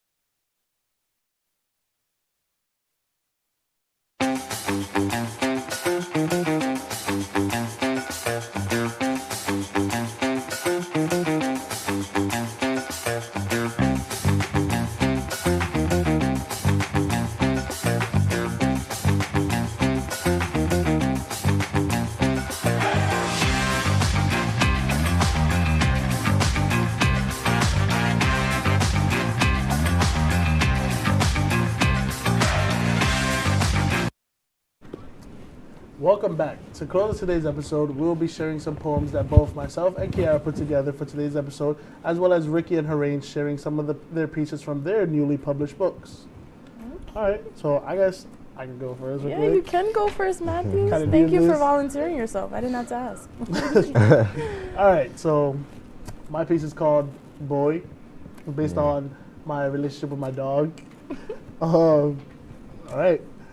It was a Friday afternoon, clear skies of blue, when my owner packed his bag and went to what seemed to be the moon. He shouted, "Bye, Papas. See you soon. I love you." The door shut, and I instantly felt blue. I waited by the door for hours, waiting for him to come through. Who would have known that soon wasn't so soon? It's the next morning, and I'm pacing back and forth, just waiting for the smell of his specific shampoo. Moping around since he is afar, his return seemed so far. I sat at the front of the glass door with my reflection staring back at me. 4 days have gone by since I've heard, "Here, boy." Tomorrow, I get to relieve that spark. My owner will no longer be far. It's the morning of. I hear the sound of loud tires coming into the driveway. I run downstairs, pacing back and forth as the key unlocks the door. There he is, yelling, "Here, boy." And I found myself leaping into his arms with joy. My owner is now home, and now we can go for a throw. That was great. How'd you come up with that? What's your little fella's name? His name is Shadow. He's a mix Nice. he's a Yorkie mixed with something else, but yeah. How about you, All Kiara? right. Okay. So actually, this poem does not have a name. I apologize. So I'm gonna begin. Who is she? Is she lost? Is she from around here? Is she running from her past, trying to outlast the previous cast of that mask? Or is she making the pain, her confusion, the disillusion? Of a pain only she knows she's feeling, a pain that sends her reeling, screaming but feeling like no one is hearing, knowing she's the only hero to stop this nightmare, only one who can save the day. No outside touch or laugh can, try as they may. Only she can fill that void, that darkness only she can see and not avoid. Hearing that echo in the hole she dug herself into, not knowing how to get out. Reaching, but no one there to set her free. Dreaming of the moment she's released. Free from the past of that cast, with it no longer defining who she'll be. Exciting. Thank you. All right, Ricky and Harain, you guys want to go? All right. So first, I'll introduce this book. This book is not actually out yet. It will be out in around 2 weeks. April 27th is the official release date. Yes, sir. I've been working on it for over a year now, almost 2 years, and I'm very, very excited to share this with my readers, the people who've asked me for this book tirelessly for the last year since they've read my last book, and the people who haven't even read my last book and are new people that know about me and are interested in this one. All right, so if you can read us poetry, then. A little poem or two. Poem. I can read you 2 poems. Yeah. The first one is called "The Line Between Fantasy and Reality." I opened up locked fantasies, found sweets first, a cavity later. It was then I clasped a firefly and said, "I'll never let you go." And from a question we found a treasure chest, rich with emotions etched in for years. We were beautiful in the trance of moment, words interpreted as blankets to keep us warm. And as the earth spun faster, so did the stage where everything did bloom with happiness, where touches to the skin were electric, and a hug waited as the universe, where love was made under the moonlight shine. And now we reach here, where questions no longer matter. The allure of you collapsed my life, Aries left me seared. Memories exiled, monsters set to be killed. It was a Pandora's box we opened. Taking off these rose-colored glasses, a trip to the dentist, pulled my tooth out, a cavity from fallacy. Wow. Okay. Thank you, Harain. Okay, thank you, Harain. Due to a little bit of timing, we only can hear one right now, but we appreciate you. Ricky, if you could read your one poetry. So honestly, I'm just gonna do this one because I'm in a throwback mood. It's called 112. Cupid doesn't lie, but you won't know unless you give it a try. True love doesn't lie, but you won't know unless you give it a try. I wonder if before now, if I could honestly say that I've tried, try to find love and cultivate it. Cultivate it the right way, where you already know what it looks like. But all you have to do is plant, water, and walk away. You see, a farmer knows they've tried to plant a seed when it becomes the thing they want to plant. So how could I try to grow a love I didn't see in my own garden? How would I know if it was ready, if it was healthy, if it needed a little bit more water, a little less sun? How would I know any of that if I'd never seen it done? That was great. That was great. Yes, thank you guys so much. Thank you. So, Ricky, you didn't introduce your book, so you got some time if you want to introduce your books real quick. So honestly, this is just a little story that I've been putting together after a couple of years of just emotional experience. The first one was called Things Cupid Whispered. I got the idea at the end of high school. Just, you know, Cupid is known for love and stuff. I just imagined the little kid whispering to me and me writing it down, because it was harder to imagine myself feeling those emotions. And then the second one is just like what I did with those words, like my actions behind them. Cool. So, the end of our show here. Yes, thank you guys so much for talking more about your book. At least everyone now knows we have some talented writers here on campus. So we would like to thank Ricky and Harain for joining us for tonight's episode. Thank you guys so much for having us. Thank you guys. We would like to thank everybody for tuning in tonight, and be sure to catch us the next time. And don't forget to always see the bigger picture. And get your copies of their books. Yes. Oh, also, follow them on their Instagram pages if you guys would like to say your Instagrams. Mine is at Rick Grimes. Mine is at HD The Poetics. Don't forget to follow. See you guys next time. Thank you.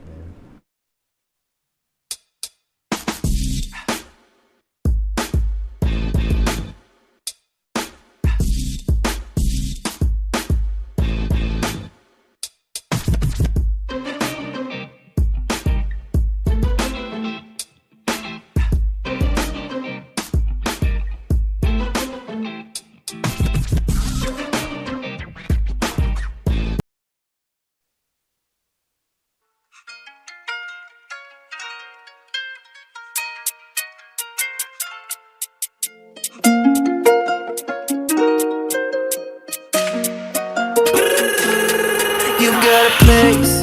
I got the time, and girl, you know I got one thing on my mind. I wanna go every night. Do you know me like I know you? Are you blind? I gotta meet you on the low. Oh yeah. And girl, I hate to see you go. Oh no. It feels so good not to be single. And baby, it takes two to tango.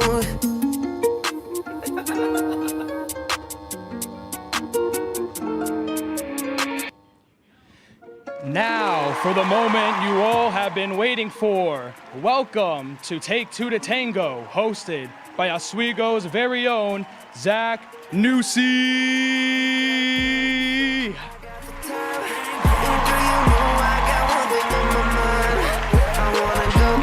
Go every night. Do you know me like I know you? Are you blind? I gotta meet you on the low. And girl, I hate to see you go. It feels so good not to be single. Baby, it takes two to tango. Hello, my beautiful viewers. I'm your love instructor today, or in television terms, your host for this new series, Takes Two to Tango. We're about love here, baby, and we're going to see if these couples were meant to be. The couples this season are going to be put to the test to see if they know each other, if they could trust one another, and if they could work together. Let's take a look at the couple we'll be playing with tonight. No, not the photos. Ooh, look at this guy. Handsome fellow, isn't he? This is Omar, and Omar's fun fact is that he can make himself into a human flag. So I'm assuming that's when you hold yourself onto a sturdy object and you're able to be parallel with the ground. And the next person is Maddie Basso. Her fun fact, she likes to read. To start, let me introduce you to the lovely lady in this relationship, Maddie Basso. And I'm gonna go get her.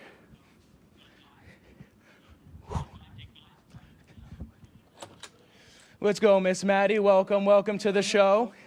Totally not coming from the hallway. Come over here with me.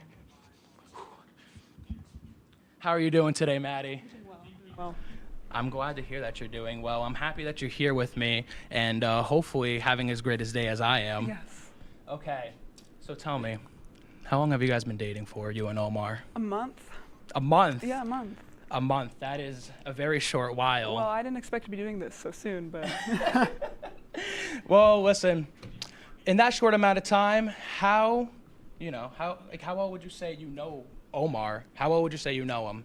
Well, I've met him before this, and we've been talking a lot before this. We were friends before this. So it's been more than a month of talking. And Okay. I think I know him pretty well. You think you know him pretty well? I think so. Well, we are going to see how well you guys know each other in this first segment called Do You Even Know Me? All right.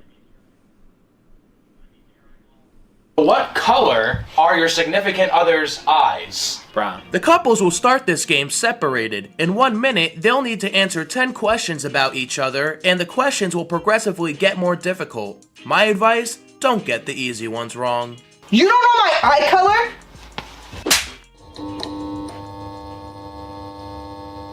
Okay, so tell me, are you ready Yeah, to I think answer so. these Yeah. questions? Are you sure? Yes. Are you positive? Yes. 100%? Yes. Okay. If you guys are ready, I'm ready. Okay. We're gonna go in 3, 2, 1, go.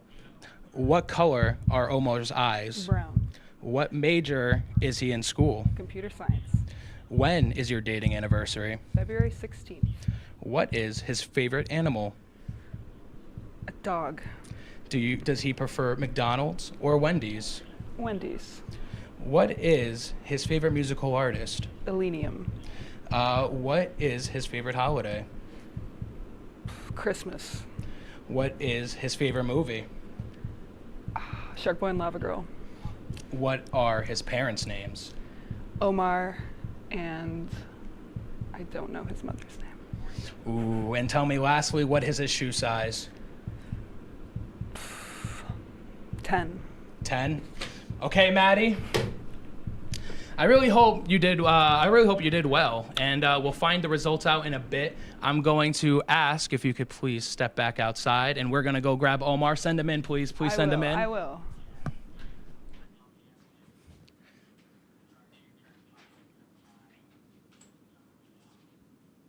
Oh my goodness, here he comes. Look at this man. Spazzing out on the camera. Camera couldn't handle you, Omar. Camera could not handle you. How you doing today? I'm doing great. I'm glad to hear that you're doing great because I'm doing wonderful. Awesome. So that means our energies are just gonna match up perfectly That's right great. now. So Maddie's been saying Maddie just said you guys been dating for a month now? That sounds about right. That sounds about right. Is I'd that say right? so. Is that right? Is she right or is she wrong? Let's just say she's right. Let's for just the say she's cameras. right. Yeah. You know what? I hope she's right too because this first segment is called Do You Even Know Me? So that'd be really sad if she didn't really know you, right? Ain't that right? Right. You're right. Yeah. So what we're gonna do right now is, Omar, you're going to answer 10 questions about Maddie, the same questions that she just answered about you, but you're gonna answer them about her. So we're going to see if you know Maddie. Are you ready? I'm ready. Okay. If you want, you can look deeply right into that camera right there. You got it. All right. Omar, you have 1 minute to answer 10 questions about Maddie. We're gonna go in 3, 2, 1, go. What color are her eyes? Light brown. What is her major in school? Computer science. When is your dating anniversary? February 14th. What is her favorite color? Or what? My bad. What is her favorite animal? Cat. Does she prefer Wendy's and/or McDonald's? Wendy's. And what is her favorite musical artist? That's a good question. Let's go with BTS. What is her favorite holiday? Christmas. What is her favorite movie? Pride and Prejudice. What are her parents' names? Allison Lawson and Thomas Balzo. Wow, and lastly, what is her shoe size? 10. Okay, we're going to see how you guys did here. Let's go bring Maddie back in. Do you want to go grab her from real quick from outside? Let's go. Let's go grab Maddie. Let's see how she's doing.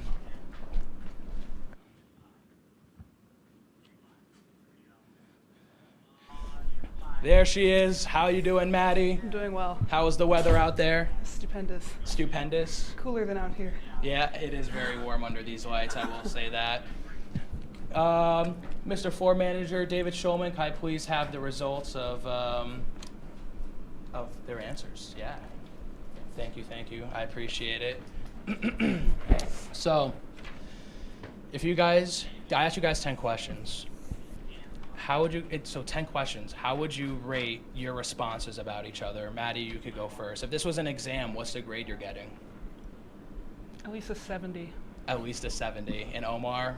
60. A 60? Oh, so not as good. Why is that? Why do you think you're not going to do as well as what Maddie did? No, I 60's failing. 60's failing. I tried to get some answers out of her. She wouldn't because she wanted to be fair, so. Okay, listen, I like that. Okay, so this is what we're gonna do right here. I have your guys' results here. I did lie to you guys. They were the same questions. I had a feeling. You got a feeling? Yeah, I'm sorry. I'm so sorry. So the first question was eye color. Omar, yours is brown. Maddie, you put down hazel. Omar, you said light brown, and Maddie, you said brown. You put down light brown for your eye color? Oh. For real? So, that is wrong, because we're going for exact here. So that's 1 on the board for Omar. Keep track, Omar. This is 1 point off the board for you. Okay. The next question, what was the major in school? Omar, you're computer science. Maddie, you're also computer science. You guys both got that correct. Good job. I would really hope you guys got that correct. Point. Yeah. That was a very easy point. The big question here, when is your dating anniversary? Omar, you said February 14th. Maddie, you said February 16th, so we need a correct answer here. Which one is it? I kind of said Valentine's Day because it sounded so much more romantic, but I guess Both you know count. best. Both count. Both count? But listen, there's only one date, so what's the date, We haven't Maddie? discussed it yet. So this is a group discussion now? This is It didn't have to happen now, but I didn't know which one he would put. But I knew both were significant. How about we average it and say somewhere in the middle? 15th? 15. Okay, you know sure, what? I 15. like that. There we We could all agree on 15. I agree on 15 I like for that a you lot. guys. Yeah. Okay, the next question is what is his or her favorite animal? Omar, you said cat. Maddie, you said dog. We have never discussed this. And Omar's favorite animal is a tiger, and Maddie's favorite animal is a lion. We didn't discuss So, who are we giving a point here to? Because Omar did say cat. You'll let that count, but not light brown? You know what? You're right. Yeah. You're right. You know what? That's Just my take the bad. point That's my away. bad at being a We're bad going all host. in. We're going all all in. Okay. For question number 5, we asked what they preferred between Wendy's and/or McDonald's. Omar, you said that Maddie would prefer Wendy's, and Maddie, you said Omar would also prefer Wendy's. Omar, you put down neither, which wasn't an option, and Maddie, you put down McDonald's. So we're both going to give you guys wrong answers for that. I think that's correct. I think that's correctly to do so. You guys didn't get that one correct. The next question was what is his or her favorite musical artist? Omar, you said her favorite musical artist is BTS, and then you also said, Maddie, you said it's Queen. No, I didn't. Our floor manager messed up. Then Maddie, what did you say? I said Illenium. You said what? Illenium. Illenium? Yeah. Which is the correct answer. Which is the correct answer. Yeah, You're because not I knew wrong that there. one. We have discussed that extensively. Yes, we have. Okay, we're gonna speed run the rest of this right here. What was his or her favorite holiday? Maddie, you said Christmas. You also said Christmas. And that was correct. No, actually, Omar, you said Thanksgiving. Damn. That's a big Oh. L. I didn't know that. Okay. What was his or her favorite Almost said movie? Christmas. Pride and Prejudice, you said Omar. Maddie, you said Shark Boy and Lava Girl. Correct or no? That has to be correct. That has to be correct. Maddie. Yeah, correct. And second to last question, what was his or her parents' name? You got that one right. You got that one right. Yeah. You didn't because I you didn't even didn't know get his mother's you just name. didn't get the mother's name. And lastly was the shoe size. You said Omar 10, Maddie you said 10. Omar you said shoe size 10, and then Maddie you said 5.5 10. I said 9.5. 9.5 10, 9.5 to 10. Yeah. Well, you know what? I think we're all winners here because you guys are in love. When we come back, we're gonna go take a look at the Love is Blind segment. Please stay tuned. See you soon.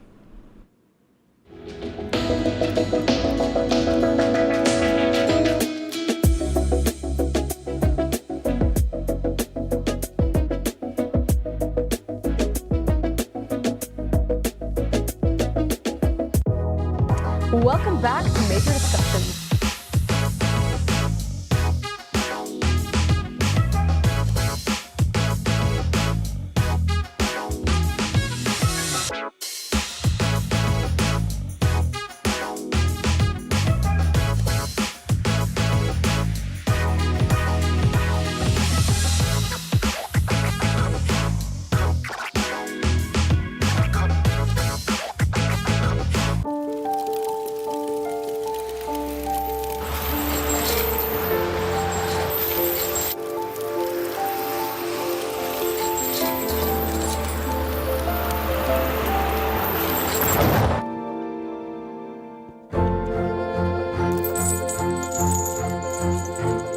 Did you know dragging chains can spark a wildfire? Only you can prevent wildfires.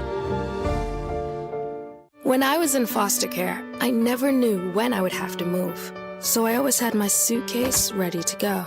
Then one day I was adopted. My new parents opened their hearts and home to me. My parents cook my favorite breakfast for me every morning. My parents take me on trips I never thought I would go on. They gave me a home and an even better reason to use that suitcase. My parents aren't perfect, but they're perfect for me. Hey there, I'm Al Roker, class of 76. Yes, way back in 76. Back when the earth was cooling. You're watching WTOP.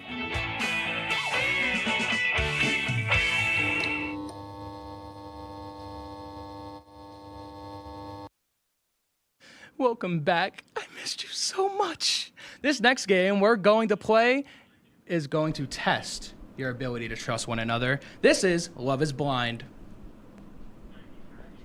One person will be blind with a sticker, while the other gives directions with noises.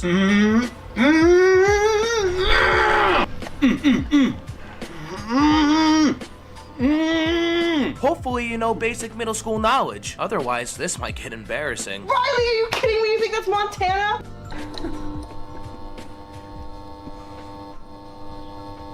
Okay, so we decided over the break, Omar, you're gonna be blindfolded. That's correct. Okay, and this is no disrespect. You have a beautiful face, but this is your blindfold. I'm so sorry, Omar. That is your blindfold right This was there. in the budget? Nope, yeah, we don't have no budgets here. Beautiful. So if you don't mind putting that over your head, doing a few spins. And Maddie, I have a nice selection here for you. You have some nice stickers right here. And what you could do is put that right on Omar's finger. Okay, let's do this one. What does that one say? This one says super. Super. I really hope you guys do super in this event right here. Okay, so what we're gonna do is if you do want to put Omar right in front of the map. Okay, stop right there. You're in front of the map. Okay. Okay. And then what you're gonna want to do is you could stand right on the other side right there. Go slightly at an angle. There you go. Yeah. And then if we want to get a handheld on this would be great for some nice close-ups. Okay, actually, Maddie, come over here. I'm gonna tell you a little secret. I'm gonna tell you which state you're gonna need to tell him. Okay. Okay. Hopefully he didn't hear that, and if he did, I don't think it'd mean anything because he has a plastic bag over his head. So Omar, let's go. You can stick your finger out, and we're gonna see if Maddie can direct you to the correct state. 3, 2, 1, go.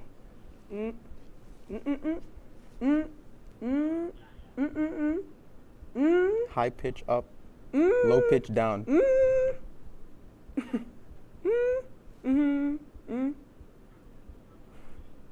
High pitch right, low pitch left.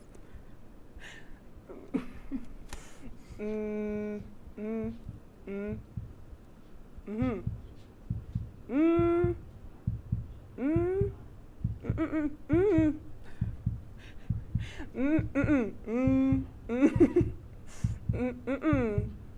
on, David, get right in there. Let's see what they're doing.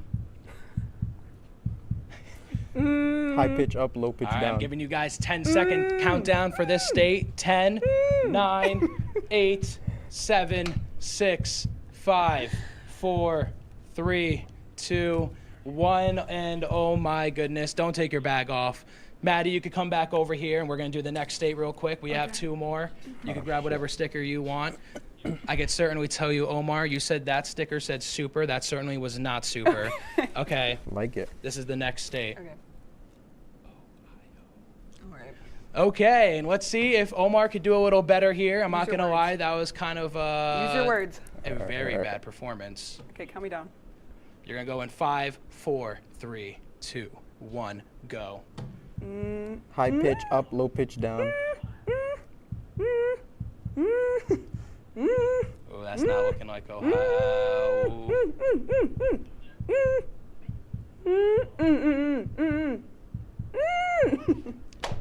Okay. I'm giving you a 5-second countdown. High pitch 5, left, 4, low pitch. 3, 2, 1. Place it or leave it. Bro.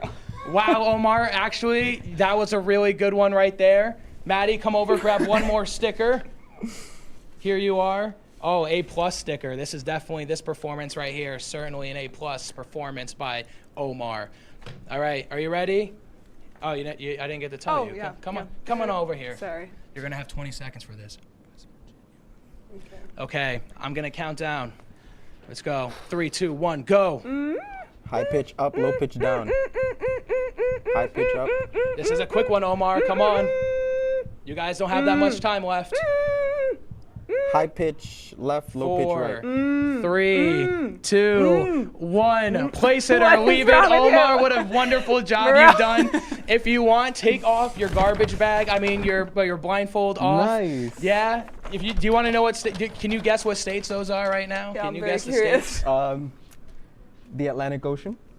Okay, well that was actually New York, Ohio, and West Virginia, Omar. I was trying to tell you when that you were was good. Really good. That was And really you just good. kept moving. All right, low pitch. Well, listen, guys. When we come back, we're go going to see if how this couple views each other, and see who's the Picasso in this group. See you in a bit.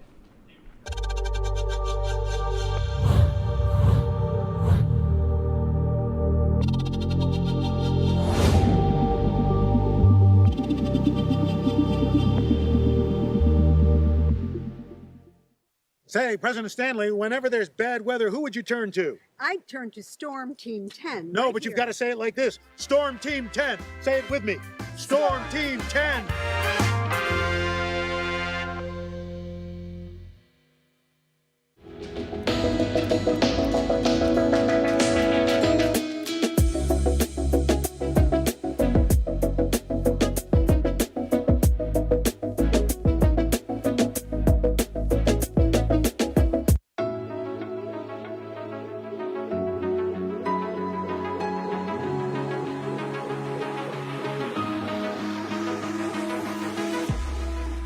Roll it.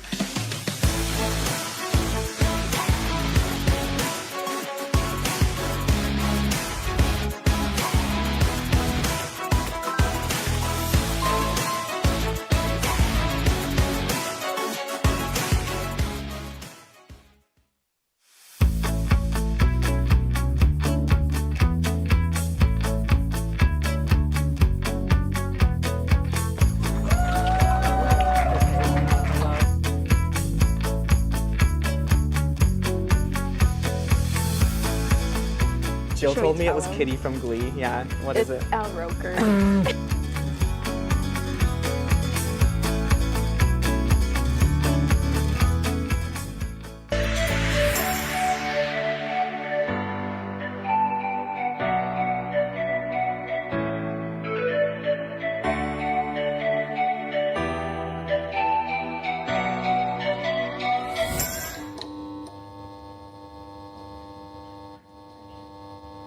Another question. And welcome back, everyone. We're going to hop right into this next game. But first, how to play Picture Us.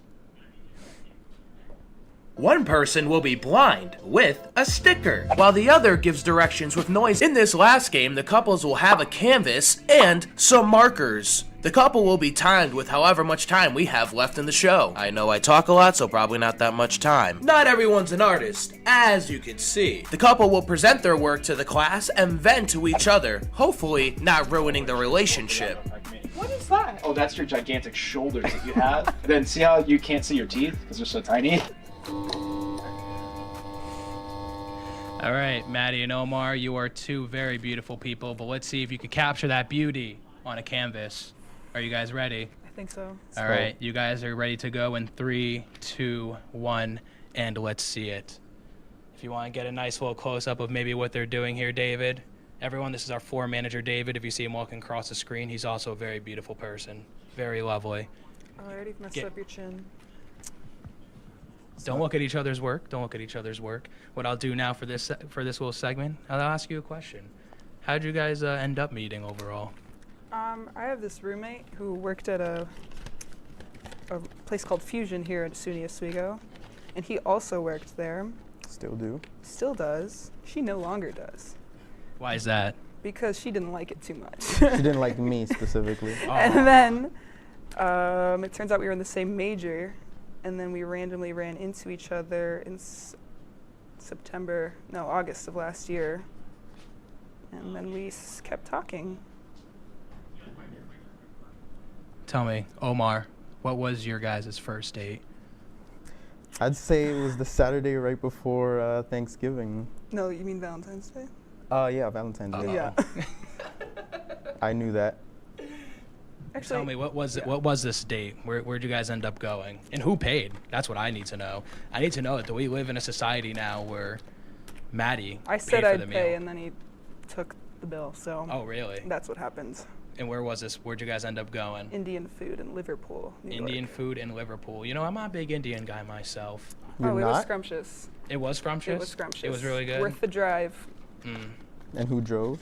You drove. Stupendously, I might add. That's right. Tell me, what's an activity do you guys like to do together? Currently, we like watching Ted Lasso. Ted Lasso. Because the new season's coming out literally in a week. I have not watched Ted Lasso. You mind telling me a little bit about that? Oh my God, it's stupendous. An American football coach from the South goes to England to teach a British soccer team and naturally faces a culture clash, et cetera, et cetera. It's really funny, really great. So you guys being computer science majors together, is there any classes that overlap with one another? And have you guys ever had a class together maybe before you even met? Both of our first computer science class ever, freshman year, we had together, and we've had, I think, overlapped in like 6 or 7 more since then. And correct. This is the first time we've had a class together and actually know each other. So it took a while. If you guys could take a dream vacation together, I know this is only a month in, but if you guys could take a dream vacation together right now, what location would you guys want to go to?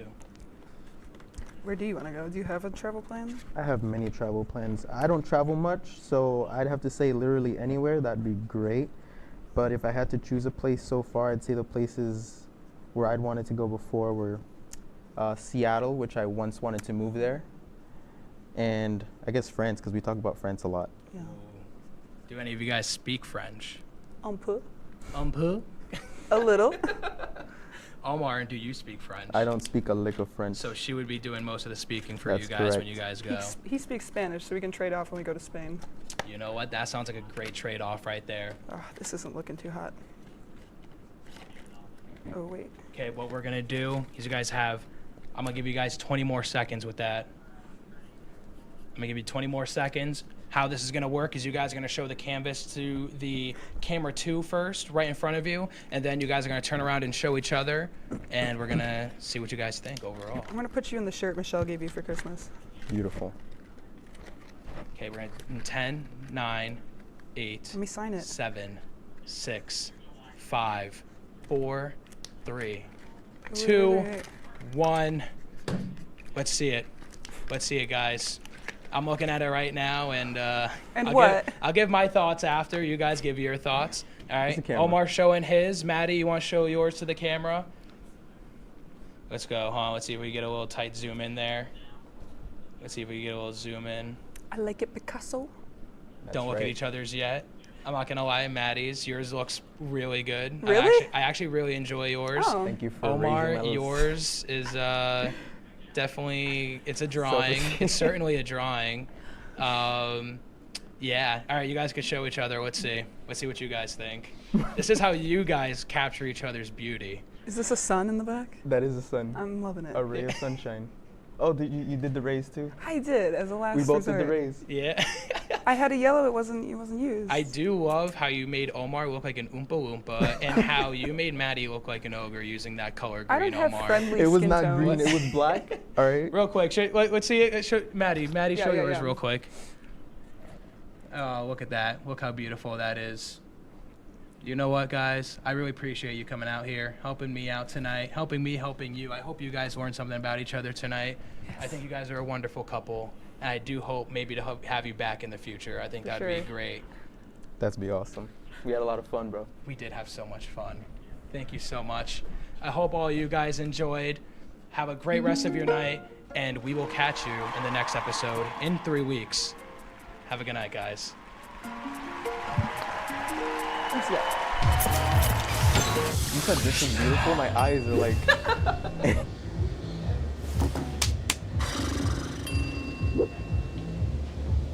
If you need to do something to feel okay to drive, you're not okay to drive. Don't drive buzzed.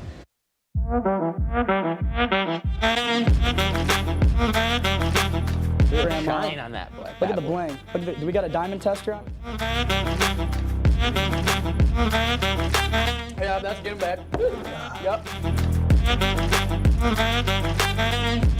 10 out of 10 recommend on Yelp.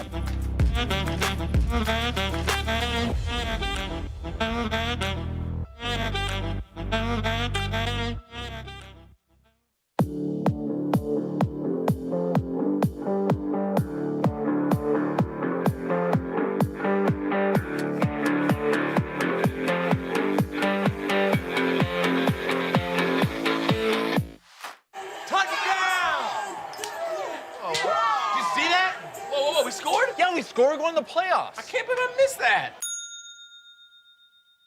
Every time I'm buzzed, I spend too much time on my phone.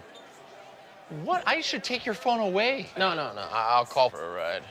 Hey, why does my face look like that? I'm playing with these new face filters. Okay, you know what? Yep, that's mine. I'm gonna need that back. No. Kevin!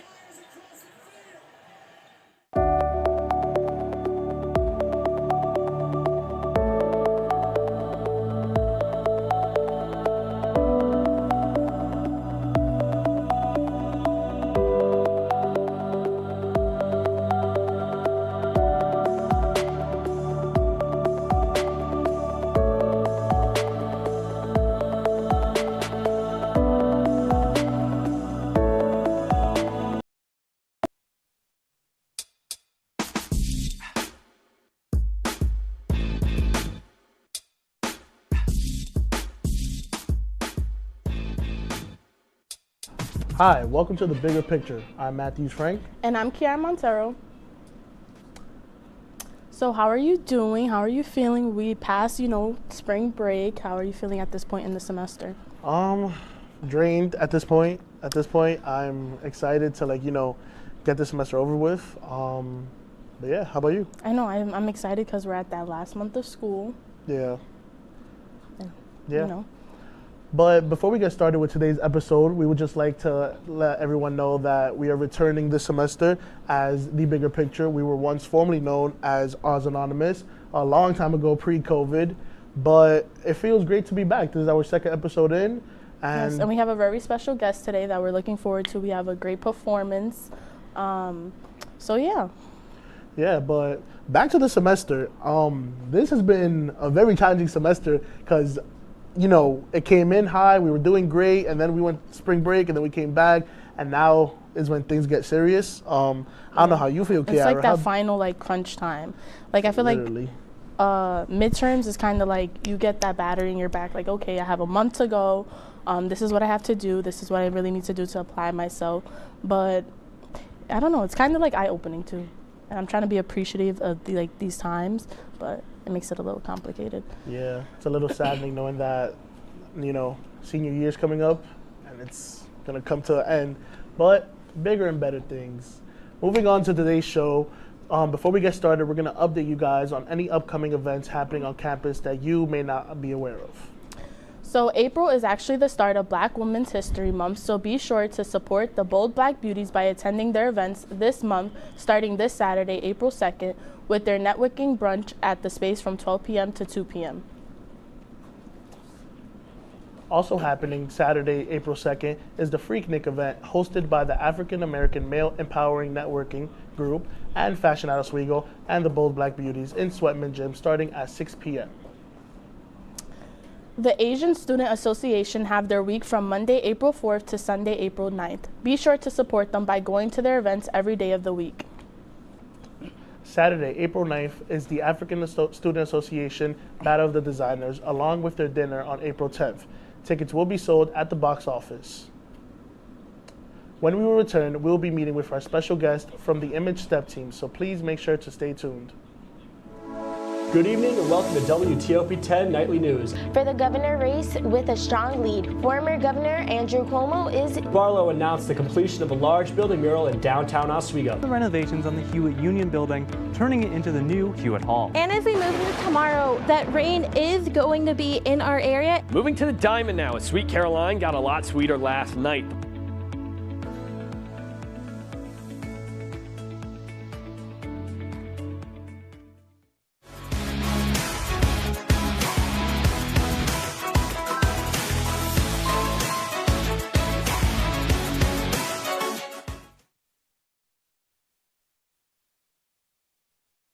Major Discussions is the new show that explores the stories of students right here on campus. I personally came here to SUNY Oswego for the broadcasting program because I love to hear people's stories and to do work just like this.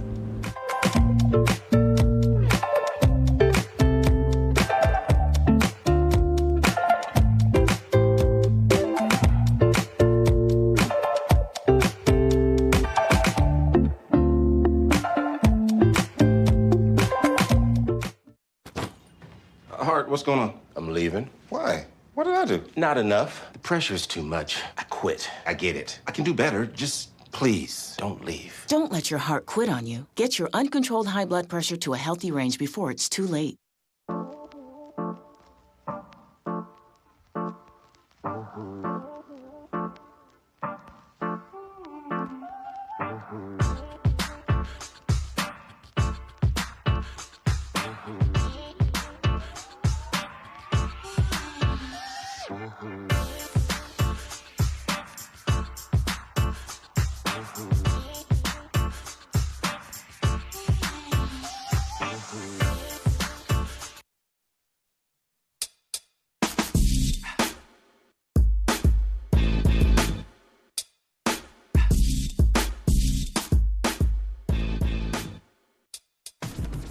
Welcome back to The Bigger Picture. Today we have the Image STEP Team. The Image STEP Team is a co-ed organization that brings different cultures together to use STEP as a form of self-expression. Representing the Image STEP Team, we have their members, Gian Carter and Jasmine Addison. Welcome to the show, guys. How you guys doing? I'm feeling pretty good, you know, tired, but making it. How's the semester treating you so far? I'm passing all my classes. Lady, that's what matters. I'm alive, I'm breathing. That's true. What year, both of you? Well, I'm a junior. You're a junior. I'm a senior. Okay. Yeah. I'm a junior too. Okay, I had to think about that. So, not a lot of people are really aware that you guys that there is a STEP team on this campus. I have seen you guys at a couple of performances, but we do want to know. So, prior to joining Image, did you have any experience in stepping? I didn't. I have no experience stepping at all. I just went to the involvement fair my freshman year, and I saw the Image poster board, and I was like, why not? But you know, it's not hard. So you've been on Image your entire 4 years? Yeah. Oh wow. Okay, so it's really become like your own family. Like you've been there your entire college experience. How about you, Gian? I had prior experience in, I believe, middle school, and I was on a STEP team until I went to high school. And then I wasn't on Image my first year here, but that's only because, you know, COVID and everything was shut down. So I joined last semester. So it was, Oh, okay, so it's only been one semester. Yeah. Okay. So I'm curious, Jasmine. So you said you went to the involvement fair and you saw Image. When you passed their table, were they doing anything, like stepping or anything to like draw you into them, or? No, I was actually gonna walk by the table, and then one of the former presidents, Malik, he was just like, join! And I was like, oh, okay, why not? I was signing up for BSU dance team, ASO, and then Image, but I ended up missing both BSU and ASO's practice. I was just like, okay, I guess I'll just do Image. Okay, and then how about you, Gian? I don't even remember for real. I think I was at a program, and I believe the president now, Michelle, she was like, oh, we're having tryouts, you know, come try out for Image, just in general for the announcement at the end. And I was like, you know what, might as well. I miss stepping, so. Okay. So since we asked you, like, how did you get involved with Image, I guess now we could say what skills have you guys obtained since being in Image? Like, what has it taught you? Yeah. Image taught me time management, definitely balancing a stressful semester and Image at the same time. I've learned to kind of, you know, just, I don't know how to explain it. It's kind of, I just learned how to manage my time to make sure I have time for both my school and Image, and giving enough effort for both of them. How often do you guys like practice? We practice every Monday, Tuesday, and Thursday. And then from what time to what time? Mondays from 6 to 8, Tuesdays from 7 to 9:45, and Thursdays from 4 to 6. Now, I know that has to be exhausting because you guys are going from classes to like any little time you guys have to do anything else to then straight to practice. So How do you guys do that? How do you guys stay energized to be able to do that? It gets really hard. Normally, I would just like stay in MCC or in Shinneman and do homework, and then like towards the end, like maybe 30 minutes before I have to go to practice, I would like start practicing the steps so I can get myself hyped and ready. Yeah, it gets tough, but as the semester goes on, you'll get used to it, and you're like, okay, this is what I gotta do, so this is my routine for today. I take a nap. I'm not going to. When I get home, I eat. I take a nap because I know I'm going to fuel your body, like wake you up. I get that. I can't. But when we get to practice, just seeing everybody, and then we're always so hyped. I don't know why, but we're always just so hyped, and then it's like all the energy just comes out of nowhere. Yeah. So yeah, that helps. I think also like another thing to tie into is like it is very hard to like manage your time as a student and being a part of like a step team, but you guys are also dedicated to what you do. You're passionate about it. You mentioned you've been doing it since you were in middle school. You've been doing it your entire college experience. So I feel like it makes it easy. Like although I'm like, dang, I'm tired, I'm gonna still get up and go to practice. So okay, so is there any performance in particular that you still remember to this day being an impact that was made on you? I really liked our FAO performance. That was this semester? No, that was last semester, where we did like the whole New York theme, like welcome to New York City. Like that was just, we all had our like our different color sweatsuits. Some people had the fitted. Astrid, if y'all know Astrid, she had the Scully. Like it was a lot of fun. It gave New York vibe. Yeah, it was very New York. It was a lot of fun. Making up the scene for that was that was fun. How are you, Gian? I think my favorite was the ASO dinner, I believe, Pan Africa. Oh, Pan Africa, yeah. Yes, the Pan Africa one. That was my favorite only because we did a step called Magic. It's a 3-part step, and we're all stepping at the same time, and it just sounds like literal magic. So I remember back in my freshman year, I think it was the Alana conference. That's my first time seeing you guys perform, and you guys were doing the movie Bring It On. So you guys, there was the Clovers, and I forgot the other team. The Toros. The Toros, there we go. It was the Clovers and the Toros. And I saw you guys perform, and it's just interesting to me how you guys are able to combine a movie with step. Like you guys told a story using step. And I was just like, okay, all right, hold on. Yeah. So I guess my next question is, how do you guys come up with ideas like that? Because that was creative right there. So it's like, how do you guys, and you guys said you guys did a New York one, and then you guys did Magic, so it's like, how? Yeah.